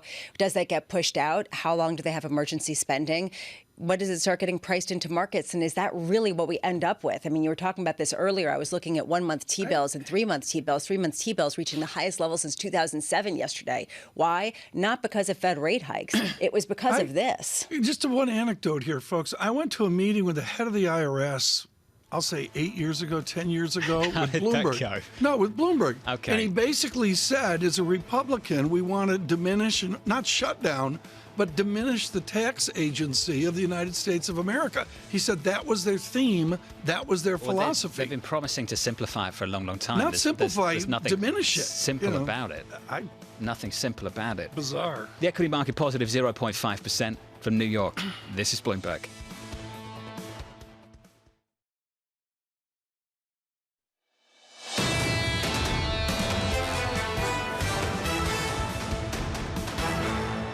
Live from New York City, here's the shape of the price action for you on the S&P 500. Equity futures positive by 0.6%. A lift again from big tech, driving the Nasdaq higher by 0.95% on the Nasdaq 100. Facebook and Meta getting it done. Bramo's going to talk about that in just a moment. Let me finish on the bond market for you. 2-year, 10-year, 30-year, 2-year doing nothing. 395 every single day last week, north of 4%. Just a break of that level over the last couple of days, driven by concerns around the economy, some of the regional Fed indicators coming in softer, going into jobless claims a little bit later. GDP is kind of the backward-looking stuff for 1Q. It's about jobless claims from here, Lisa. Does that continue to crack? Does that offer any kind of leading indicator, coincidental indicator about what's happening with the labour market? That's what people are looking at now. I remember when we used to think that this was too noisy, and now this is potentially better than Q1 GDP, just simply because that real-time kind of sense is that much more important. Should we get some movers and have a look what's going on? So what we're looking at is Meta, which has risen as much as 12%, which is what we're seeing right now in pre-market trading. They reported second quarter revenue beating expectations, profits across the board. Just, I can't get over the statistic, 3 billion users on every single day use the products of Meta. This isn't just a story, though, of the biggest tech behemoths. eBay shares are up as well, up 3.3% after reporting better than expected earnings in the second quarter. This idea of people using collectibles and manufactured items as being perhaps more desirable than even other goods. And Vornado Realty Trust, the other side of this trade, down 13% right now in pre-market trading. The owner of offices delayed its dividend. It also authorized a bunch of buybacks, but really this is a story of how bifurcated this market is. On one hand, tech giants consolidating power. On the other, real estate really struggling at a time when, especially in the office space, there is an existential question about how much will actually come. You're really reading on this. What's your observation of where we are the end of April with commercial real estate? The problem is it's a long sort of developing process because a lot of these leases have long expiration dates. That said, it seems like the property values have gone down significantly. John, this is a point of concern, especially given the concentration of these assets on big banks and small banks' balance sheets. Elisa, as you often do, I think you framed it perfectly.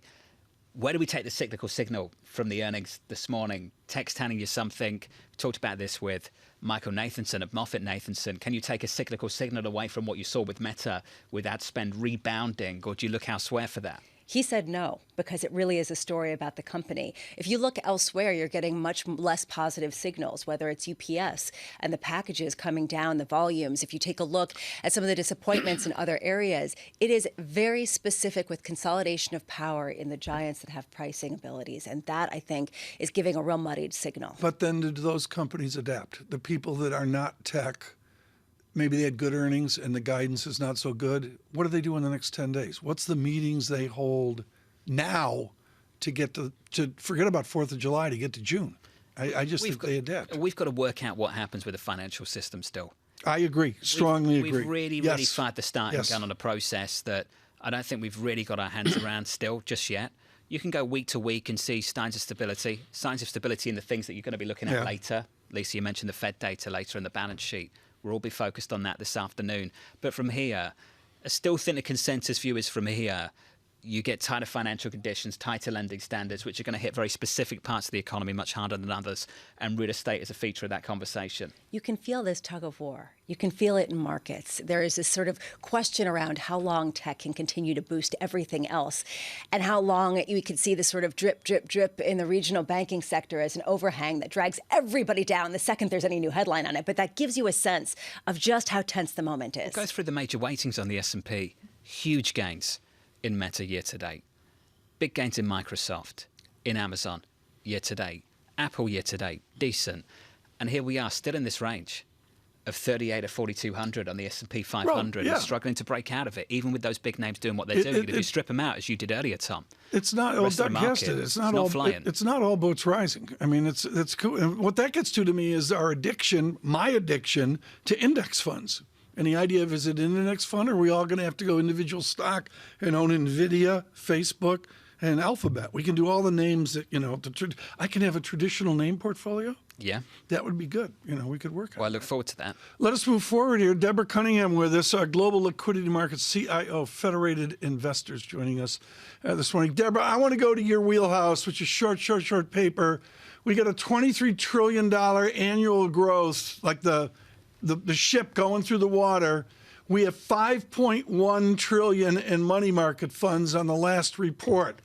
Educate our audience on radio and TV right now about what $5 trillion in money market funds means.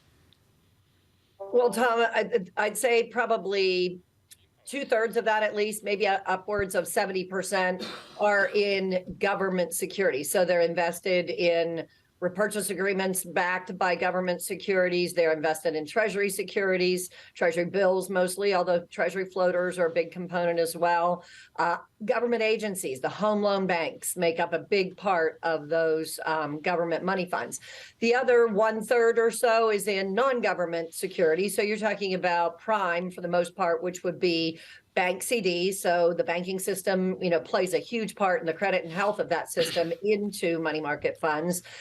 Commercial paper from both financial as well as non-financial firms. And then a much smaller component in the municipal sector, which is, basically state and local government finance. Federated has a heritage here that goes back. I'll cut to the delicate question. Do we have a risk of breaking the buck?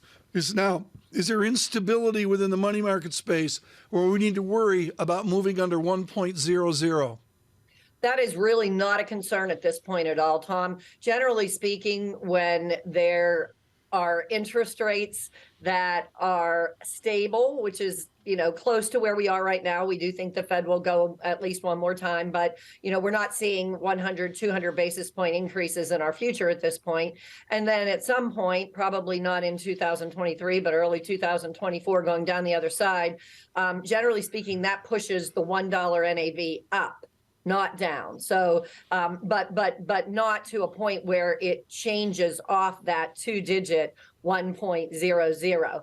The other situation that could happen is with regard to credit deterioration. And again, going back to the banking sector, such a large sector within the money market space, that is also something that despite, issues with Silicon Valley Bank, despite some of the news articles lately, First Republic, the largest exposures in the money funds are quite healthy, have really stellar balance sheets to deal with even things like commercial real estate issues at this point.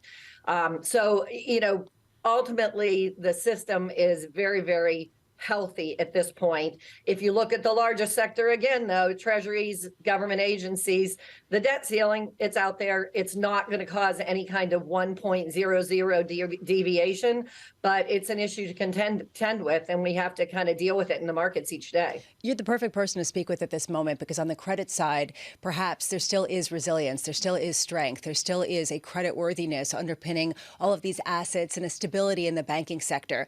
But on the deposit side, which you also have a view into, deposits keep leaving banks for some of these higher yielding short-term instruments. Do we have a sense of how much that's ongoing, of how much the $1 billion of deposits that have flown out of banks has only continued to accelerate versus stabilization that we keep hearing about? I think it started really back in March. If you go, if you look at the Fed's balance sheet, if you look at banks' balance sheets, deposits basically have been leaving the banking system since March of 2022. Amazing. That coincides exactly with when the Fed started increasing rates. Having said that, I think Silicon Valley Bank and people looking into their deposits a little bit more closely kickstarted it a little bit more. And so the velocity of those deposits changing hands now at this point has speeded up. I don't think it's something that's problematic for the banking system. Quite honestly, they were overfunded for a while, which is why there's such large securities balances on the bank's balance sheets. They weren't making loans with those deposits. They were buying securities in the markets. But what's the read through of this? If this does continue to accelerate, what kind of scope could we see? Another billion, another $1 trillion out of the banking system? Or how much could we see this sort of ongoing bleed pressure some potential sales of those securities, or even potentially the credit worthiness if there is less credit extended? Well, certainly, I think another $1 trillion out of deposits and into money market funds in the scenario that we're talking about, where a Fed, kind of reaches a terminal rate of 5.25%, 5.5%, and then stays there for, at least 6 months or so. I think that's an easy likelihood, that extra $1 trillion. If you look at the, potential for need in the banking system to sell, maybe there's some of that, but quite honestly, the Fed put at this point from a par perspective for their securities portfolios doesn't make that a real problem for them. And to the extent that facility expires within a year, ultimately it's the Fed's decision. If they think that's problematic, I think they could, extend it for another year after that. So I don't see this as a major issue, and certainly not for the top banks, the large money center banks, the large regionals. Maybe some of the smaller, more concentrated geographic banks have some additional issues with that. But for the largest portions of the banking system, it shouldn't be a major problem. I think almost as soon as these facilities were unveiled, there was a conversation about them being extended. Exactly. Deborah Cunningham of Federated Hermes. Deborah, thank you, as always. Yesterday, Bob Michael, JP Morgan Asset Management, on Bloomberg said this. Here's the quote. Historically, from the last Fed rate hike to recession, it's averaged 13 months. He went on to say, we're saying the last rate hike will be in May, and by November, December time, you'll be in recession. Midway to recession, the Fed starts cutting rates. That's how we get to something like September. September's the call for Bob and the team for the first rate cut. I go to Ed Hyman here with Julian Emanuel writing every day on earnings, and the revenues have come in well, but Ed Hyman sticks with a recession call, and let's recall he gets yields back under 3%. Ed Hyman and Steve Major, two different worlds, but they're linked up together. That's all there is to it. Bob was saying the same thing, 3%, 2 year. Lisa, what does that do to the credit space? Lisa, right the way out. If we get that dynamic, maybe it says First Republic Bank, what's it do to credit? Well, at that point, you have to imagine that credit is experiencing a little more stress because of the weakness. The problem with this market is it's the market that called wolf. It's the economy that called wolf. It's basically saying we're going to have recession, we're going to have recession. Everyone's been saying it, and then outperformance, outperformance, outperformance. How many times can people keep saying it? At the same time, it doesn't mean that it's not going to happen. Oh, the tech performance has been phenomenal. I said that Meta was the stock that people love to hate. Tech's kind of been the story that people love to hate this year. 100%. And so has the economic data that's come in stronger than expected. Resilience. Resilience seems to be a word that keeps coming up. Stability. I haven't seen much stability around certain banking names. We can talk about them in a moment. Your equity market positive 0.5%. Keeping you up to date with news from around the world with the first word, I'm Lisa Mateo. After making a few adjustments to his debt limit bill, Speaker Kevin McCarthy's plan has passed the House. The vote now puts pressure on President Joe Biden to begin talks with Republicans over the debt limit to avoid a possible payment default this summer. The president has said that it has no chance of becoming a law. Billionaire hedge fund manager Ray Dalio warns that the relationship between the U.S. and China is in a very risky period. In a LinkedIn post, the founder of Bridgewater Associates says the two countries are on the brink of war, and the situation will get worse as the U.S. heads into an election year. Dalio cites disputes over Taiwan and Russia as potential red lines. U.S. prosecutors say that the Air National Guardsman charged with the most damaging intelligence disclosures in a decade also tried to cover his tracks. In a filing, the government accused Jack Teixeira of destroying computer equipment and urging an online associate not to talk to investors. Teixeira appears at a detention hearing today. That operations breakdown that disrupted Southwest airline flights in December is still hurting the carrier. Southwest reported a worse than expected loss in the first quarter. Those late-year problems caused the airline to cancel more than 16,000 flights. Meanwhile, CEO Bob Jordan says demand for domestic air travel remains strong. Global news powered by more than 2,700 journalists and analysts in over 120 countries. I'm Lisa Mateo, and this is Bloomberg.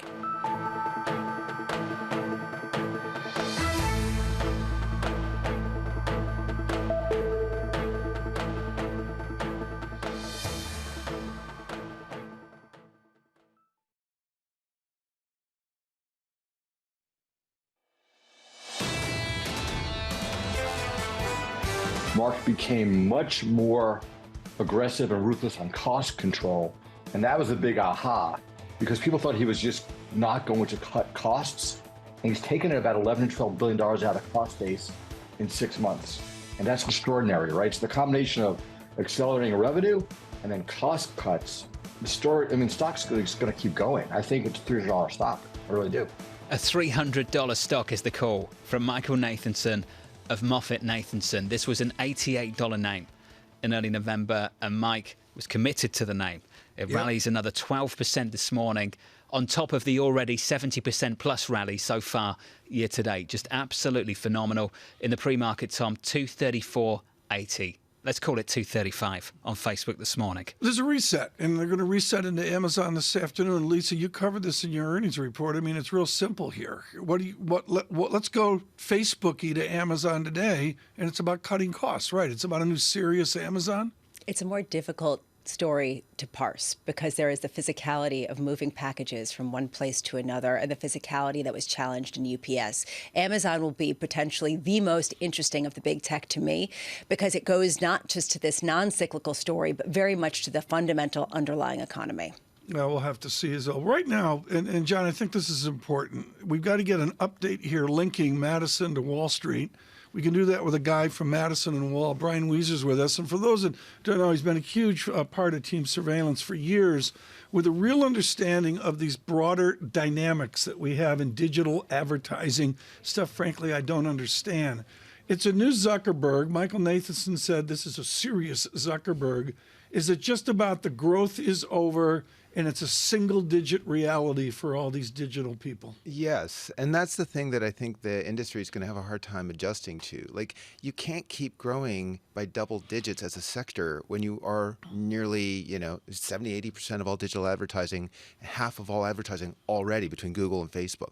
So how do you value them if they're no longer growth equities in the same way? I mean, I wrote a note about year of efficiency or years of efficiency. Years? Do you think maybe a decade? Do you think this is a new normal? Too big? Like most businesses, I think they just have to continuously focus on efficiency. This is very concerning to me because That's if you think about it, well, it's concerning to me from an economic perspective if you think about just how much the tech staff supported entire cities, entire ecosystems. Are those staffs going to get entirely laid off to the point where there really is just a skeletal crew akin to what we see in Twitter? Not necessarily. I mean, they can grow into their size, so to speak, if they're actually running themselves well, right? I mean, the fact is they are going to grow. It's just double-digit growth is a thing of the past.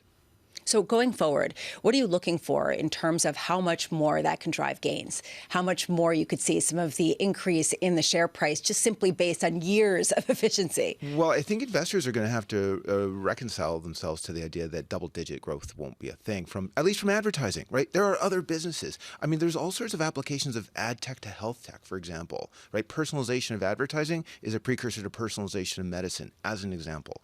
There's all sorts of different places that the concepts in advertising can actually be applied elsewhere. So bring it over to traditional TV. More than anyone I know, you have said traditional TV is not dead. Do you stand by that now? I was saying that in 2005, 10, 15. When did it change? Give me a month and a week. Yeah, about May of whatever. No, I mean, the reality is, did you see Comcast numbers this morning, right? Dropping another 2 million video subscribers. Okay, so let's go to Fortress Roberts. They've been a huge success as well. Where is Comcast in 5 years? Given single digit, what are they supposed to do? Move from one single digit to another single digit? A perfect example, though, broadband is a great business, right? Infrastructure services is a great business, but the pay ad-supported television business, not so much.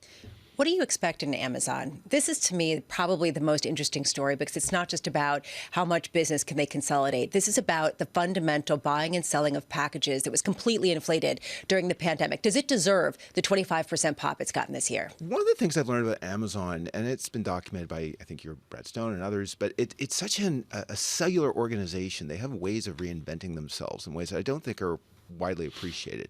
So I have some confidence that they can actually continue to find ways to grow in ways that we just can't expect.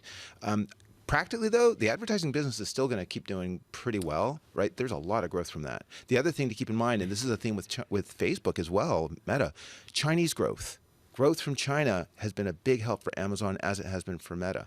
John, there's things I just miss. We're talking 20 multiples in these stocks. Facebook's at like a 19 multiple. I had no idea Comcast was trading at a 10, 11 multiple. No idea. Just to pick up on that point you just made, how has China been a help to Meta? China is the second biggest market for Facebook and Meta because they have advertisers in China spending money outside of China. Have you heard of Temu? That's amazing. Yeah. So they cited this. I've been harping on this one for like 10 years almost. And they finally, for the first time, talked about it on an earnings call yesterday. So Facebook's not in China, but China wants to advertise on Facebook I estimate elsewhere. about $10 billion of revenue. Wow. Yes. So this raises a question about TikTok. This benefit that potentially Meta could get if the U.S. bans TikTok. Is there also the offset that makes that less relevant because the Chinese advertising goes away and this is a massive part of their business? You actually do need to pay attention to shipping costs and all those sorts of things and whether or not you can continually ship things cheaply from China to the U.S.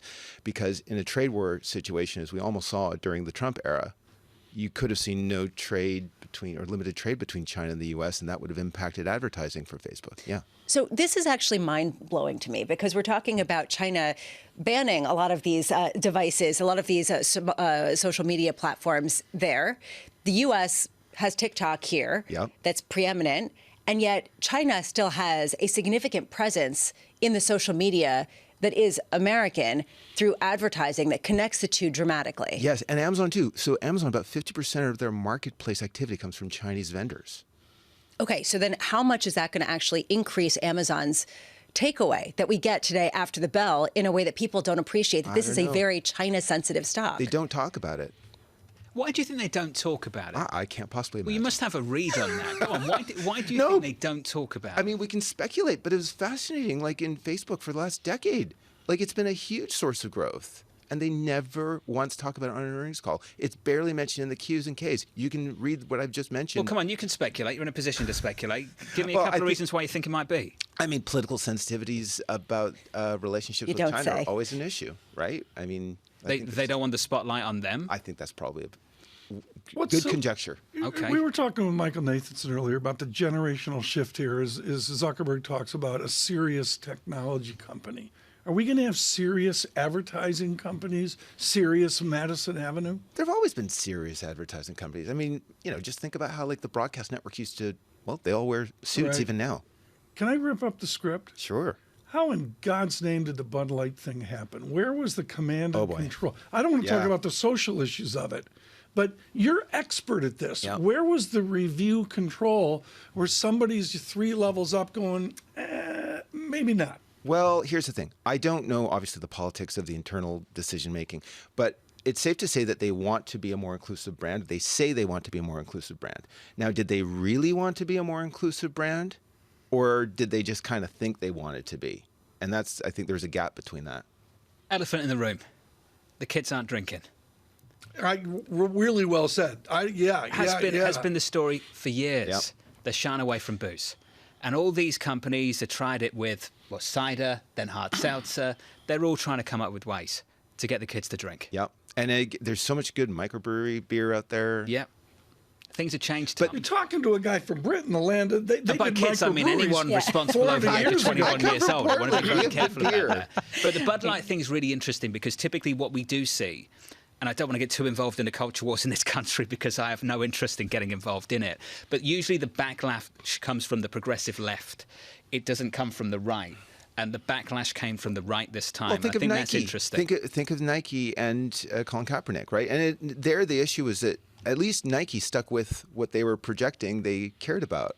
Cancel culture is both a left-wing and right-wing issue in a major way, and I found that's pretty interesting. But the backlash has been growing from the right side as well. You see this with respect to ESG and some of the investments and some of the pushback for some of the investment firms. So it hasn't been demonstrated at the consumer level in quite a pronounced way like we have seen with Bud Light, and I think that's maybe the example, Brian, that you're getting at that I think is pretty interesting. TK, you're right to bring it up. No, sensitive topic. The bigger issue, though, is that brands like investors need to have conviction about what they're doing, and they need to be consistent. And this is a bigger problem. We saw this with Florida under Chapek, where they went inconsistent. That was a bad thing. Inconsistency will kill you. Can you come more often? I mean, this is what we want, folks. Experts on this stuff, away from all the hot air bandying around. Meta. You don't want to talk about Meta. Up 11, 12% in the pre-market. It's a serious technology company. Your equity market up 0.5%. Brian, appreciate it. Thank you. Andrew Sliman of Morgan Stanley coming up.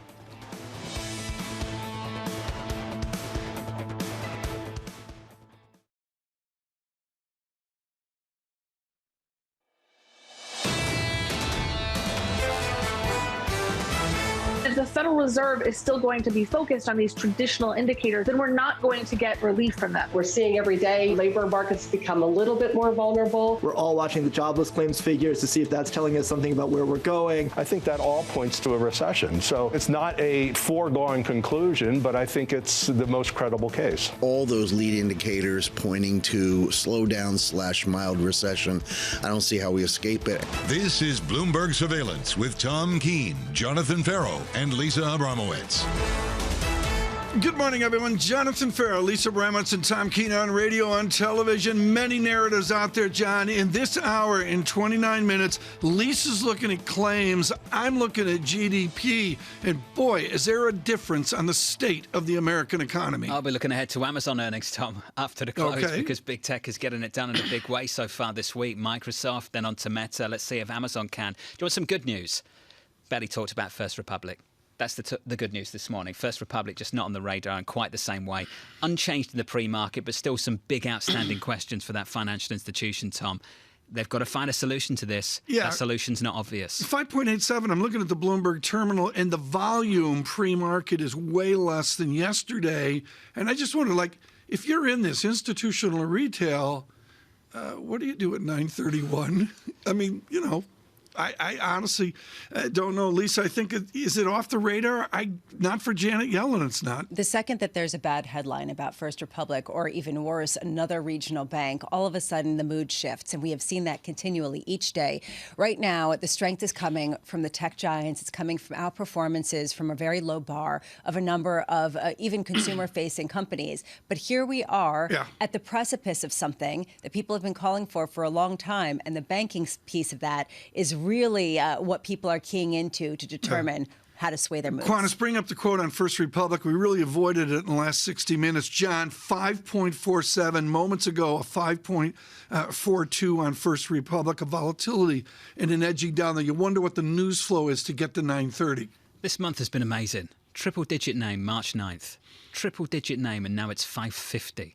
That's how quickly things have changed. I'm not going to editorialize my opinion on this, but the answer is I think the stock price speaks volumes. People are ignoring it. Major way. There's all this navel-gazing over interest rates, and I'm sorry, as the stock comes down, as the capital comes down, as the equity comes down in the firm, people get a clarity of thought. So you've got financial stress in the banking system of the last, let's call it 6 weeks. Then you've got the economic data. You pointed out GDP, jobless claims, Lisa, coming up a little bit later. And then the Federal Reserve next week. It's come around very quickly. You've got May 3rd for the Federal Reserve. A couple of days after that, you've got payrolls. When they look at the economic data, the totality of the economic data, they're going to hike interest rates 25 basis points. That's what a lot of people think. I can't imagine that they won't, especially because of one data point. The housing market starting to show signs of rebounding. The fact that if they let up a bit or you see some sort of decline in interest rates, the fact that people go back out, they take loans out, and they buy homes gives you a sense of how much power there is underneath the economy. I've never heard of that's that going to really. Well, is this optimistic on the economy, but pessimistic for the long-term market reaction? Because to me, what you have is the sort of question of, if you have that strength, the Fed has to hike and hold things there. This market's not priced for that. I'm going to let you look at MasterCard. John, I'm going to start the data check by looking at American oil in the vicinity of $69 a barrel, 74.56 on American West Texas Intermediate. Backed away. Brent yesterday. You saw the move yesterday on Brent crude. In London, a break of 80. Right now, $78 a barrel. We've taken out the OPEC plus cut gains on crude and backed away, Bramo. That speaks to the kind of economic weakness that people are anticipating, even if they're not seeing it yet. But to me, this is really key, maybe OPEC Plus was actually acting based on what they saw with the recovery in China and based on what they saw with global growth. Lisa, on the MasterCard earnings, we got to get to Andrew Slim here, but I'm sorry, they're talking about resilient consumer spending, and David Rosenberg is saying, great, that was so January, and it's evaporated. My head's spinning. Well, that's the issue, is that people are not understanding where the consumer goes and how long they can keep spending like this. I keep going back to McDonald's, to Procter & Gamble, to these companies, Kimberly-Clark, that raised prices by 10% or more and still are seeing the same kind of sales. There is a resilience. You're seeing it across the board.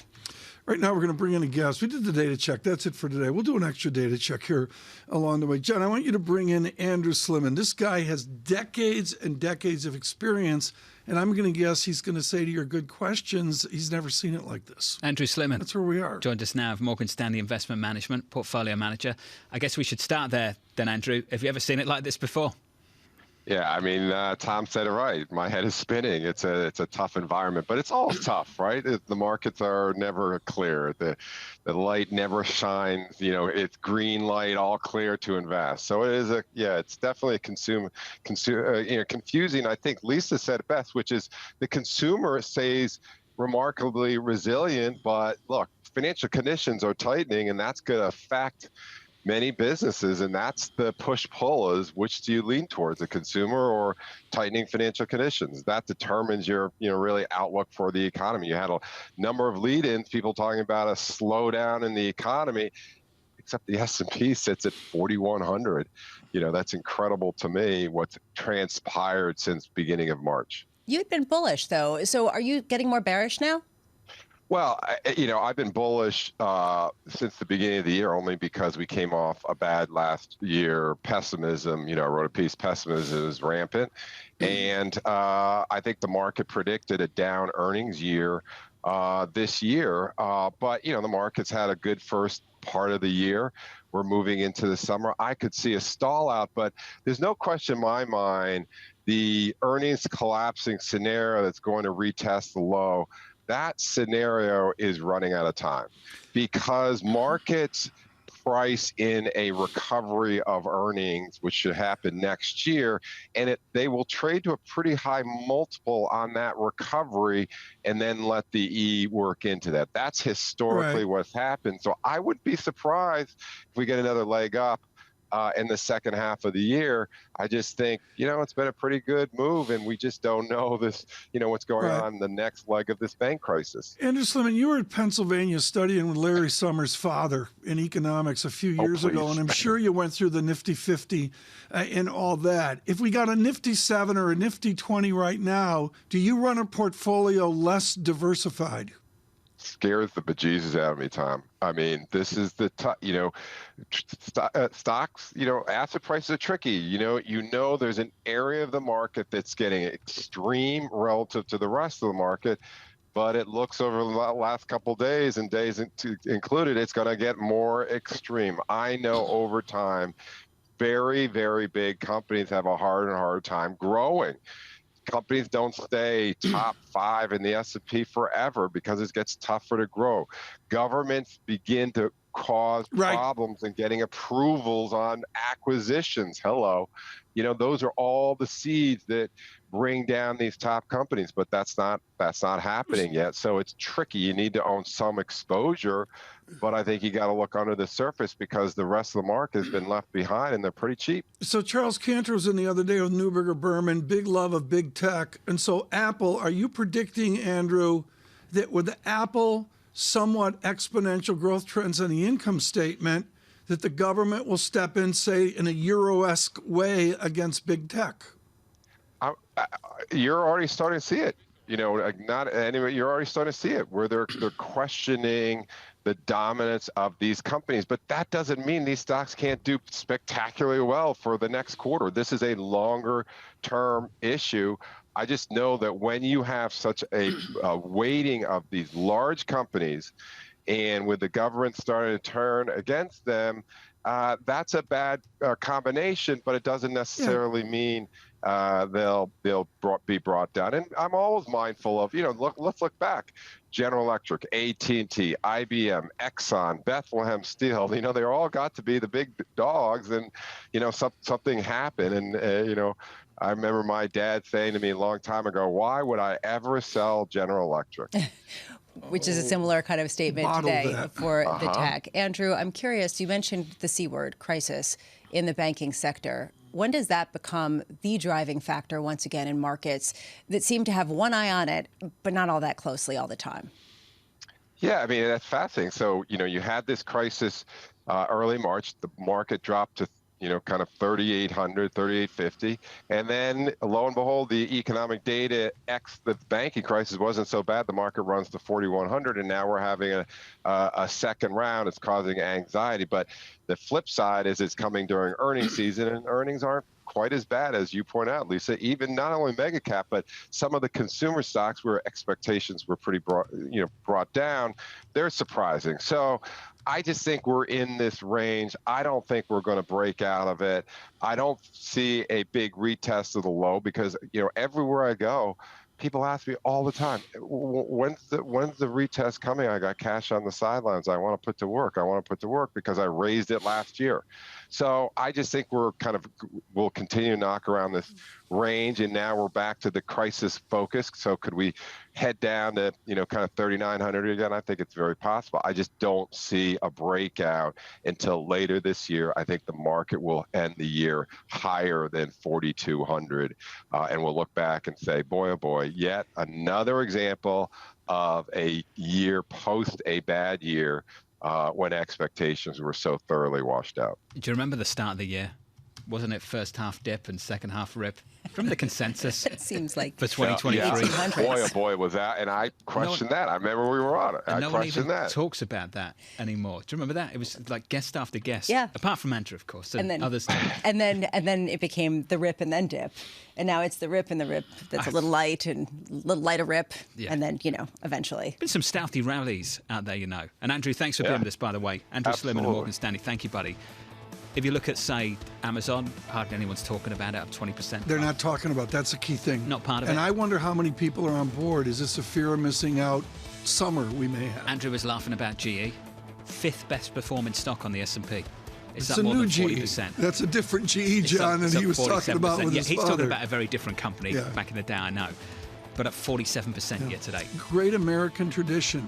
Parents would turn to their kids and say, can you spell Schenectady? That's where GE was. Schenectady. No one could spell it. Can you spell it? No, I could never spell it. I flunked every time. I remember when I first started doing the program with you, and everyone was like, GE. I was like, what is the obsession with this company? Exactly. No, GE. Andrew nailed it. It's like Dow points and GE. Nothing else matters. The equity market positive 0.6%. So we have that now. We'll have that argument another time. From New York, this is Bloomberg. Keeping you up to date with news from around the world with the first word, I'm Lisa Mateo. Bloomberg's learned that Germany is in talks to limit the export of chemicals to China that are used to manufacture semiconductors. Berlin wants to reduce its economic exposure to Beijing. Chancellor Olaf Scholz is trying to balance Germany's interest in China with national security and human rights concerns. Traders at Barclays did better than expected in the first quarter with a surprise increase in fixed income revenue. And that helped offset a drop in deal-making fees at the British bank. In an interview with Bloomberg, Barclays CEO was asked whether the UK was liable to the sort of chaos some U.S. banks just went through. The UK has been more insulated from that deposit flight across banks than certainly the U.S. has been between the regionals and the big money center banks. Having said that, our deposit franchise grew by about £10 billion during the quarter. And a lot of that was actually corporates putting deposits with us. While Barclays says costs in the UK rose 9% due to inflation. Global news powered by more than 2,700 journalists and analysts in over 120 countries. I'm Lisa Mateo, and this is Bloomberg.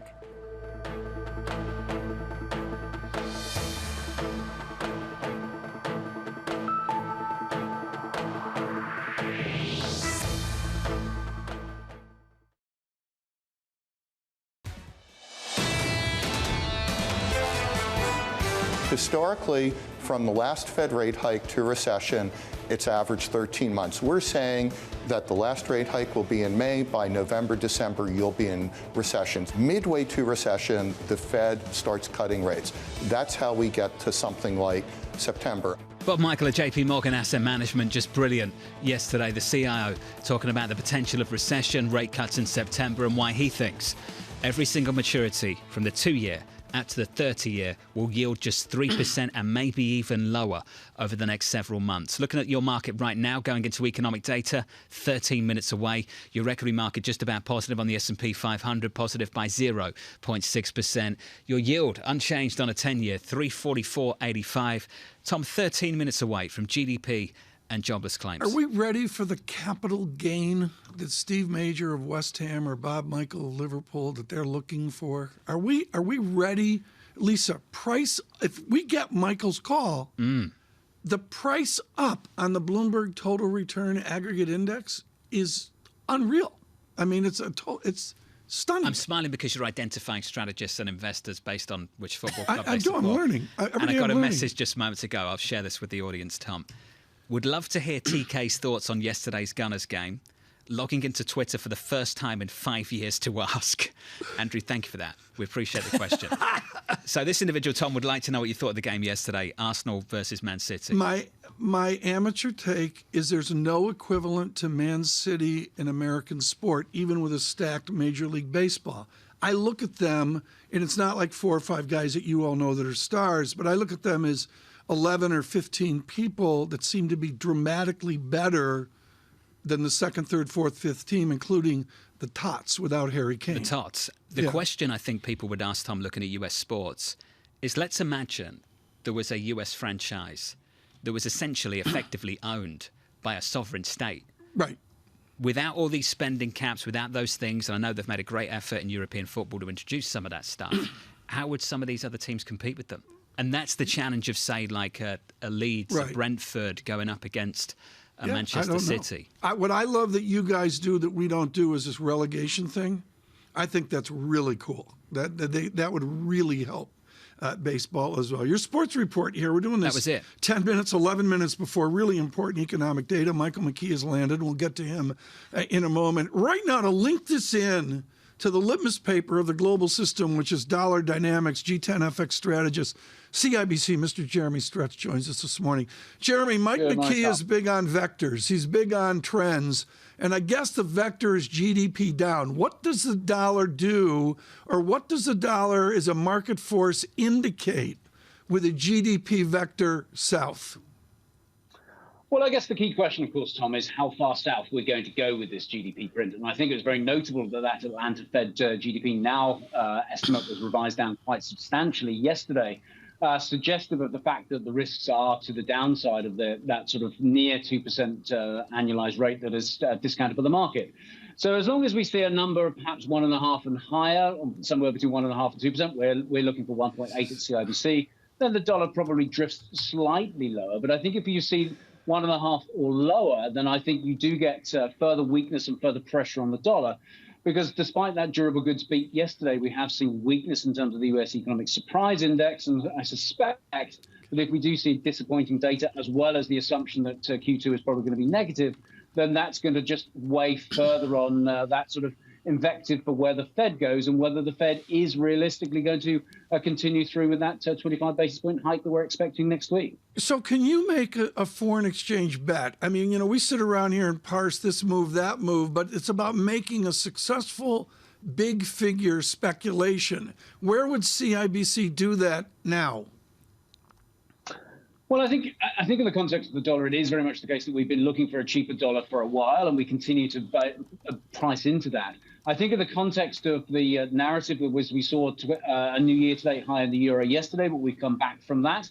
But I think if we do see that GDP miss proving to be relatively substantial today, then I think we can see the potential for a euro rally, which could easily see us having another crack up through those sort of 110.95 highs and potentially into the low 111. So I think there is scope for the euro to be a potential beneficiary. And I think the other big context to watch out for in the course of the next 24 hours is the material move in potentially in dollar yen. Not that we're expecting the BOJ to adjust policy tomorrow, but I think any subtle nuances, even in the language, could well see a fairly substantive move to the downside as far as dollar yen is concerned. Jeremy, wonderful to catch up with you, sir. I've just got to bring some news to our audience. And Mike McKee, I'm going to want your response to this story. This story out just 15 minutes ago, or in the last 15 minutes. So allow me to share it with you, what we've published right now. Federal Reserve Chairman Jerome Powell held a call with a pair of Russian pranksters posing as the Ukrainian president, Volodymyr Zelensky, according to a video shown on Russian state television, apparently thinking that he was speaking to the Ukrainian leader. The video shows Powell answering questions on topics ranging from the outlook for inflation to the Russian central bank. There have been several clips lasting about 15 minutes long. Unclear if the footage was altered in any way, shape or form. This line comes from a Fed spokesperson today. Chair Powell participated in a conversation in January with someone who misrepresented himself as the Ukrainian president. They go on to say it was a friendly conversation and took place in the context of our standing in support of the Ukrainian people in this challenging time. No sensitive or confidential information was discussed. Okay, Mike, two things. One, there's the content of the conversation, and we don't know what's been altered, what hasn't been altered, and the Federal Reserve has said, and I repeat, a friendly conversation, no sensitive or confidential information discussed. That's point one. Point two, how on earth did this happen at the Federal Reserve? Well, it seems that these pranksters in Russia have done this quite often. Christine Lagarde participated in a call with them. Angela Merkel participated in a call with them. So they have some way of getting past the switchboard, I guess. And obviously the Fed is going to be looking at that and trying to make sure that that doesn't happen again. Hold on a second, because this really does go fundamentally to the security and the vetting that the Fed is putting up. And it comes at a time where there's been a lot of accusation about sloppiness, whether it's the oversight of SVB, whether it's now the idea that you don't know who you're talking to. Is this something that's frequently raised? Am I making too much and lumping too much together here, or is this a real concern? It's hard to know. This is a kind of a unique situation, and we don't know how they got through. Obviously, this is something that Congress could look into and ask questions, and probably should ask questions, and the Inspector General at the Fed should be asking questions. But I think it's too early to jump to conclusions about exactly how this happened. Given that they've done this with others before, there must be something that they're doing that that gets them past the gate. Much more important is whether Powell disclosed anything. This was back in January, so it's probably irrelevant now, but at the time it could have been. And the Fed says, no, we have to trust them on that. They do apparently think that the video was edited. I guess we've got to say that probably Powell had a certain silence like he does when you ask him a question at the Fed press conference. It's maybe what happened. Seriously, folks, the report makes clear there wasn't too much talked about in this prankster event. I would suggest the growth of America is not a prankster event, and the debate is heated this time around. Explain where Citigroup is, where Boeing can adjust GDP. How is it possible Boeing can move the needle from a downward vector tilt, as you allude to something more constructive? Are they really that big? As you know, Tom, from your many purchases of Boeing jets, they're really more expensive. Gulfstream, but yeah. And that's why they have a big impact on business investment. And they did have a good month in the month of March. The question is it enough? The feeling is no. The Atlanta Fed GDP now was revised down significantly yesterday to just over 1% from over 2%. So we'll see in just a few minutes. Mike McKee, thank you, sir. The economic data coming up in a couple of minutes' time. We'll break that down for you. US GDP and jobless claims. Looking forward to that conversation. Mike McKee on economic data next on Bloomberg TV and Radio.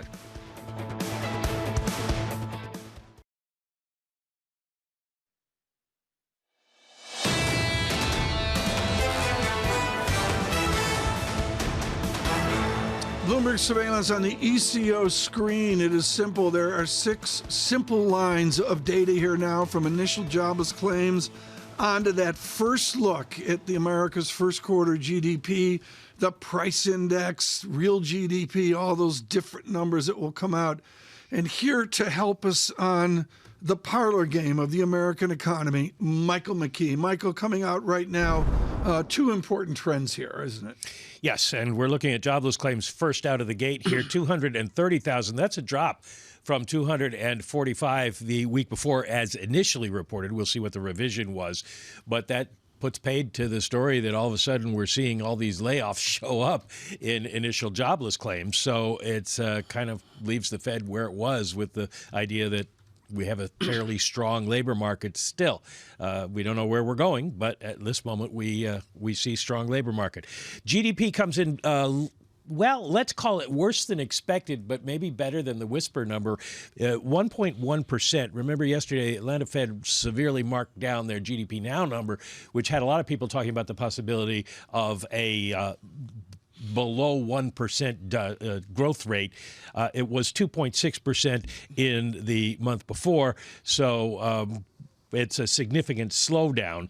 Personal consumption comes in at 3.7%, very strong, up from 1% the month before, a little bit lower than anticipated, which was 0.4. So we're going to have to break down the rest of the numbers here. I'll let you look at the markets, Tom and Lisa, in response to all this, and I'll see where the news was actually made in this GDP number. Lisa, I went to the two-year yield, 4.02%, up 7 basis points as well.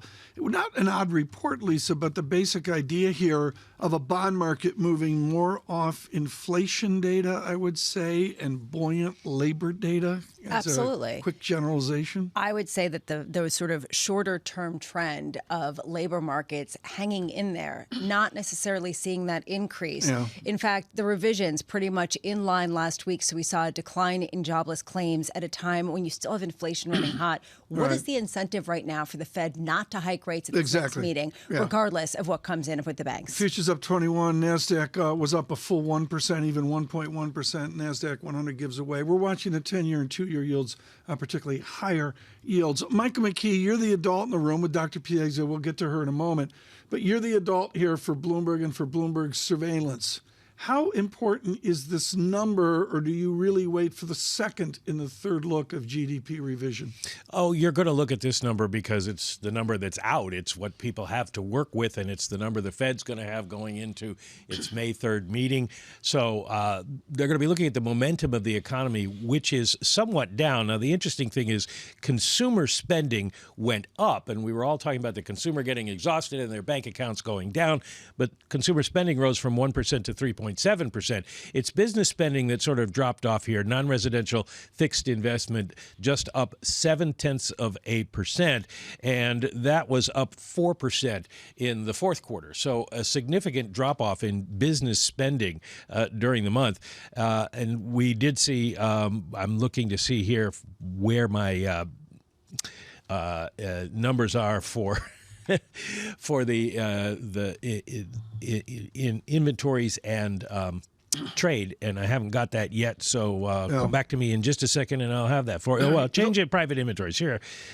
This is change in private inventories. Inventories fall by 2.26%.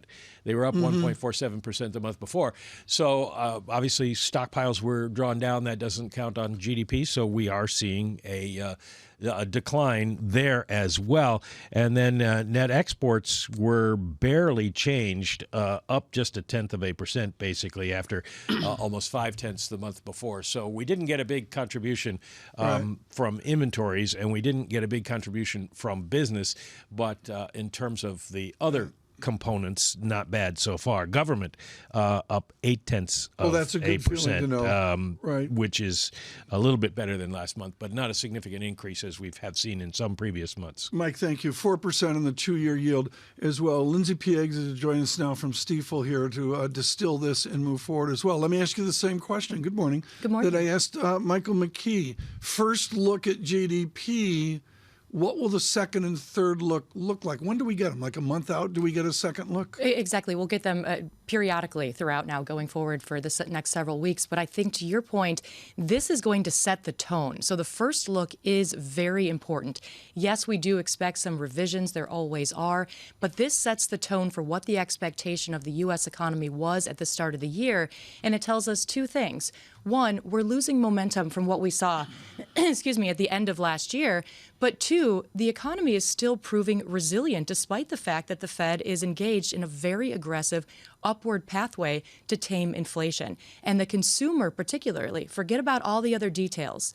The consumer is the backbone to the U.S. economy, and the consumer is proving surprisingly resilient. Well, and we've seen this consistently throughout a lot of the earnings. I mean, I feel like a broken record. The Procter & Gamble price increases of 10%. Consumers have absorbed it, and you can see on the margins, companies actually saying we'd rather raise prices even if we lose volume.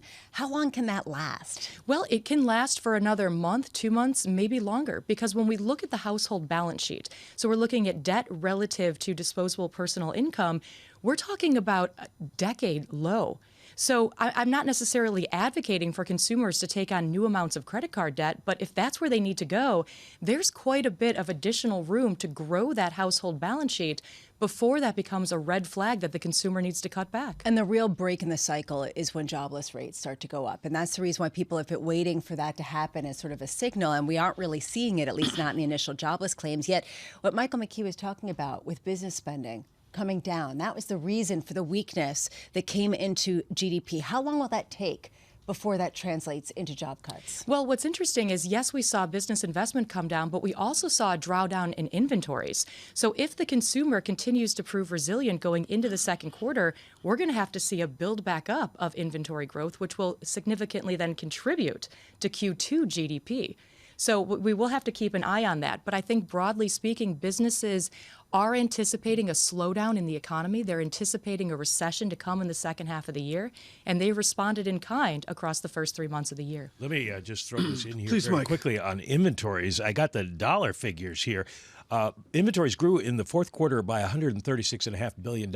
They shrank by $1.6 billion in the first quarter, which is extraordinarily unusual. So business basically stopped producing stuff and started selling out of their warehouses. So, Lindsay, can you weigh in on this? Basically, is this companies more bearish than the consumer is letting on, that they were prepared for an environment that was not as bleak nearly as consumers have proved? Well, I think it's businesses and economists alike. We were anticipating the consumer to have a significant pullback at the start of the year, but we found that consumers were increasingly willing to turn to credit cards, draw down the last of that pandemic savings, and we also saw an unexpected sputtering of state and local stimulus filter into the economy that provide that additional support to the consumer. Nominal GDP, I'm going to go back a year here, long ago and far away, 8.5%, big inflation, big real GDP, 7.7%, 6.6%, and now I observe 5.1%. Do you ascribe to a diminished real GDP, a diminished inflation where nominal GDP gets back to, I'm going to say, a 4% normal? I would suspect that the longer-term run rate of real GDP is sub 2%. I would suspect that it's around 1.8% longer term. Once we smooth out some of these cyclical movements, the Fed gets inflation under control, the U.S. economy falls into a downturn or outright recession, and we see recovery, the long-term trajectory of the U.S. economy I do see as a real rate of under 2%. The business people listening here, the animal spirit of the country, overlay that, say, 2% real GDP or less on your inflation guess. Is this nominal GDP decline from the pandemic in place where we get a 4% top-line GDP? Absolutely. 2% real plus 2% inflation, there's our 4% nominal GDP.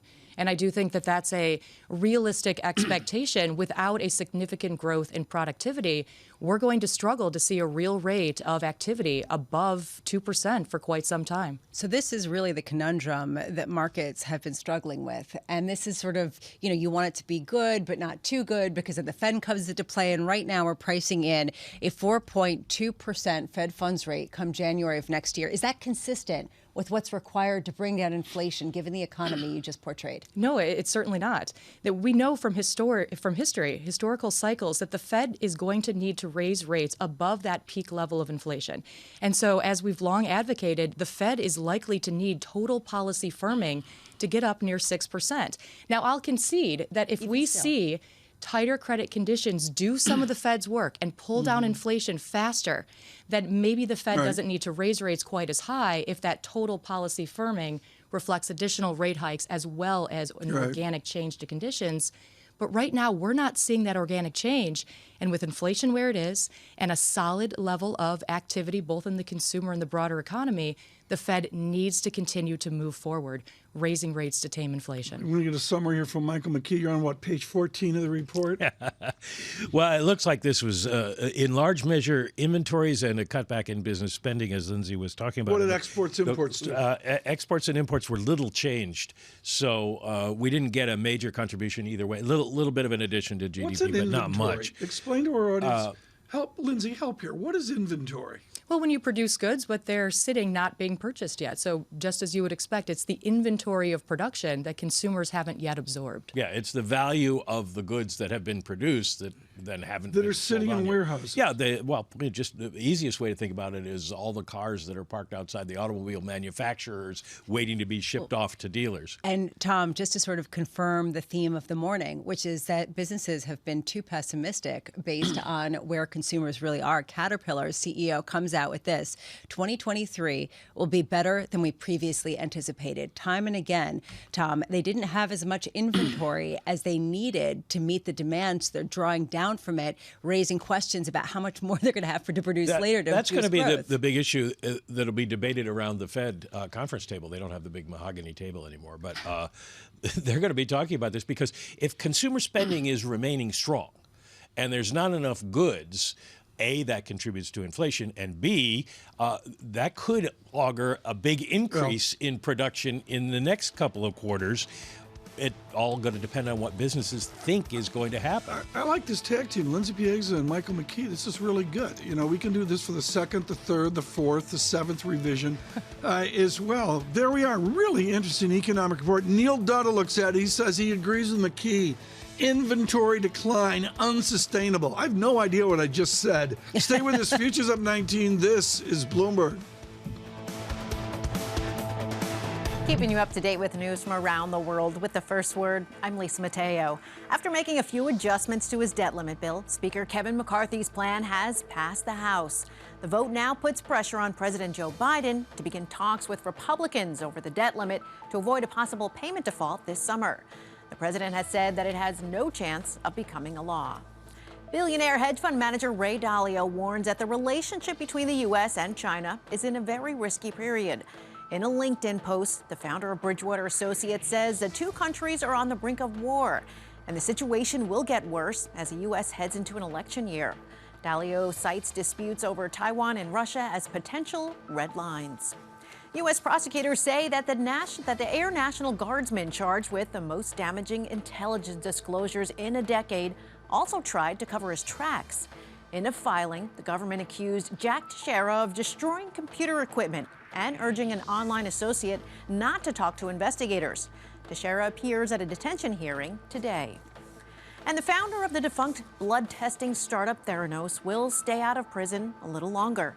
Elizabeth Holmes was set to begin her 11-year term for wire fraud today, but a federal appeals court put her surrender date on hold until it can rule on Holmes' request to remain free while she fights her conviction.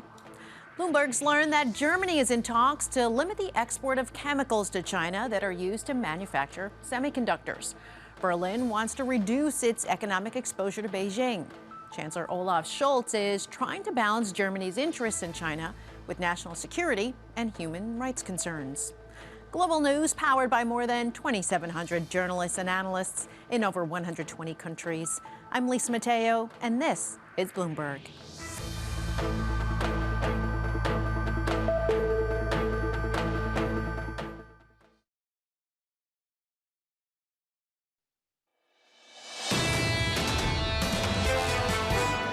If you said, what's the probability of a recession this year in your view? I would handicap it roughly at, let's call it 70% or so. I mean, a soft landing is not out of the question, but just given the fact that things are definitely appear to be slowing out there. The manufacturing sector, I think at best has stalled. Housing is contracting right now. Consumers are still hanging in there at this point. Some things stick out, as Dr. Bryson did yesterday at Wells Fargo, coming pretty close on the first look on GDP. Wells Fargo with a more cautious tone, maybe what we see out there as well. And I guess, Lisa, it definitely codifies May 3rd, but all of a sudden you and I are sitting here looking at FOMC Go, deciding where to go out to the next Fed meetings as well. The bearishness in this market is coming from concern about bearishness, and that is what we keep seeing. It's not coming from consumers that keep spending. That is the conundrum for the Fed at a time when businesses aren't keeping up with just how much they're buying. That has been the takeaway from the past few earnings seasons, past few earnings report, as well as what we got with GDP brought down simply by business spending, not by anything else. I think we underestimate the post-pandemic ramifications. I don't know if you know this, Lisa. It's FRC equity fancy code to get the pre-market on First Republic, and I got a 5.79 there. From First Republic out to bigger issues like what's Boeing doing with aircraft. I mean, it's all tied into a post-pandemic dynamic that is completely original. The fact that deposits grew so much during the pandemic, that deposits grew so much during a period where people couldn't spend, that fostered all of this buying of securities at banks, and it also gave a lot of money for free financing or cheap financing. That's gone, right? How do we right size? How do we understand where there's resilience versus just simply frayed edges as people try to readjust to something that's perhaps a bit more normal? We're going to keep Michael McKee here. He's going through all the different data. Maybe he can give us another observation here before he gets ready for the 9 o'clock hour. Ira Jersey with us right now with Bloomberg Intelligence to the bond market as well. Ira, as we talked before we came back on air, you're not looking at May 3rd, you're looking at June 14. What does this information say about summer Federal Reserve meetings? Yeah, I think that the Federal Reserve is probably going to remain cautious. Like, remember, we talk about all the banking angst and what's going on with First Republic and potential credit tightening later in the year. But at the same time, the Federal Reserve is going to be keenly focused on inflation. And you still have some inflationary dynamics here. Obviously, some of the deflators were a bit higher than were expected. But then you go into things like the wage data, and you still see 6+% annualized increases in wages and salaries over the last 3 months. And you say, okay, well, labor still has pricing power. That means the services sector still hasn't rolled over yet in terms of how much businesses are going to have to increase prices. So I think the Fed is still going to be very cautious as to how hard it has to fight against inflation. So that's what the market's expecting. That's what's priced in. And we could see a peak Fed funds rate of 5.1% priced in come June. And that goes to 4.2% come January of next year. Does this cohere with the resilience that we see? I mean, this is what Lindsay Piegza was saying. No, absolutely not. She still sees the Fed going up to 6%. Can we even know? Where do you sort of stand on this? Yeah, so it's it's very difficult to have very deep conviction as to exactly where the terminal rate will be. But my view is that the Fed will hike one more time, maybe two, but we're not going to see a 6% handle on any of the Fed funds, any of the Federal Reserve's measures. And I think what they do is they do pre-commit to staying the course and maintaining rates at 5.25%, 5.5% for the rest of the year. And the advantage of that from their standpoint is you wind up pricing out some of those cuts that are currently priced into the market, because the Fed doesn't want to go too far where they cause a much deeper economic slowdown later. So they want to kind of find a sweet spot where they can slow the economy, but at the same time not cause a deep recession and get inflation lower. And the way to do that is to actually pre-commit somehow and say, look, we're only going to cut if the unemployment rate goes up a few percent and inflation is, say, headline inflation on the PCE deflator is below 3%. If they don't want to pre-commit like that, but I think that's what it will take for the market to actually price out some of these cuts that are easing financial conditions when the Fed doesn't want them to be easier. Mike, do you think that the Fed has ever been more interested in the balance sheets of banks to make policy? I mean, how much has this just basically been, all right, let's take a look at the data that comes out at 4:30 p.m. today, Eastern, and then tomorrow at 4:15 p.m., and we'll determine policy from there? Well, I don't think they're going to determine their policy completely on the banking system. One of the interesting questions is how unique is First Republic? They have a very overweight loan portfolio, low interest and jumbo mortgage loan portfolio that many other banks don't have. And we saw very good results from the big banks, the SIFIs. So it may not be the biggest deal out there. I think Ira made the point about incomes. That's probably going to be more important to the Fed because those incomes will make their way into somebody's bank account, whether it's a money market fund or a bank. And incomes were up, Tom, significantly. Real disposable personal income increased by 8% in the first quarter compared with 5% in the fourth quarter. They say it's because people had pay increases in the first quarter, but also because taxes were lower. Okay, but and we've talked about capital gains taxes being lower. This is critical. We want to get Ira in here before we end the hour here. This is a Neil Dutta moment. Dutta's been pounding the table along with other optimists that, okay, it's more than a static analysis, folks. That's what this is about. Inflation-adjusted disposable income, did you just say it went up? Yeah. And yet the Real financial media is telling me on every single moment that the real wage is going down because of this pernicious inflation.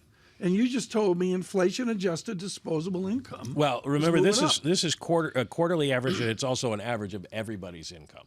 And we know that different strata of income, some people are running ahead of inflation and some are not. So the question is, where are the majority of people? Right now, they seem happy.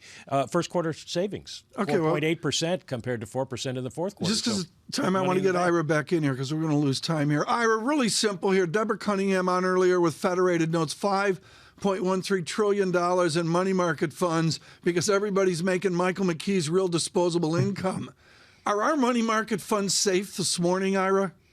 Yeah, money market funds are safe in particular because so much of their money right now is at the Federal Reserve in the reverse repo facility. So when a lot of the money that you're seeing is not going into T-bills that mature in June, July, and August because people are worried that there might be a delayed payment. So everyone's buying 1 month T-bills and then putting their money at the ORP facility. So the money funds aren't going to break the buck. You're probably not going to have the issues that you had during the financial crisis when you had banks that were defaulting and that helped that made money funds break the buck. But at the same time, they have gotten very short. In fact, I was just looking at some of the data from Crane Money, the money market fund provider, and the average money market fund now is only 17 days to maturity. So if you buy a money fund, that's great. You are buying the absolute shortest maturity bonds that you have. That's a statistic of the morning. Ira Jersey ending strong with a 17-day money market fund. That's a long-term CD. Ira Jersey, Bloomberg Intelligence, thank you. Michael McKee, thank you as well. McKee reporting through the morning here on the state of the American economy. Lisa, should we scramble out and get that 17-day maturity? I mean, seriously, that's where we're at right now, and that's what you're going to get in terms of some pretty positive gains in basically cash. I'm looking here at the 2-year yield. Those gains have stayed 4.03% now, up from what we started the day as low as 3.92% on that 2-year yield. Suddenly, the Fed's more in game because we could see that resilient consumer we keep talking about is going to make it tough for them to really take any kind of pause. First time I've done this, I believe. Let's get to it after the May 3 meeting. It's a snooze fest, June 14. Unless the two guys from Russia show up to ask questions in the press conference. June 14, July 26. How do we get to September 20th? I have no idea I think how we nobody do it. knows. I think that's the difficulty is that people don't know which data to look at. Right. And, I keep going back. Andrew Hollenhorst, who's been pretty consistent pushing back against some of the market bearishness in terms of how much the Fed's going to have to fight. They think people are just parsing out. They're looking for the negativity. They're not seeing the positive. Today, he looks more right in terms of this data that came out from the U.S. economy. Yeah, I'm going to mention Neil Dutta again with a great call here on what incomes do and the dynamics of inflation moving with the real economy. Michael McKee mentioning an optimistic statistic there, which gets you to that June meeting. And I'm also going to mention this off of Michael Darda's wonderful work and others. Nominal GDP is just absolutely critical as an analysis right now. The Fed's, they're all down at the Eccles building watching us going, Tom doesn't know what he's talking about. Futures up 23 to the moon here. The yield 4.04%, the 2-year.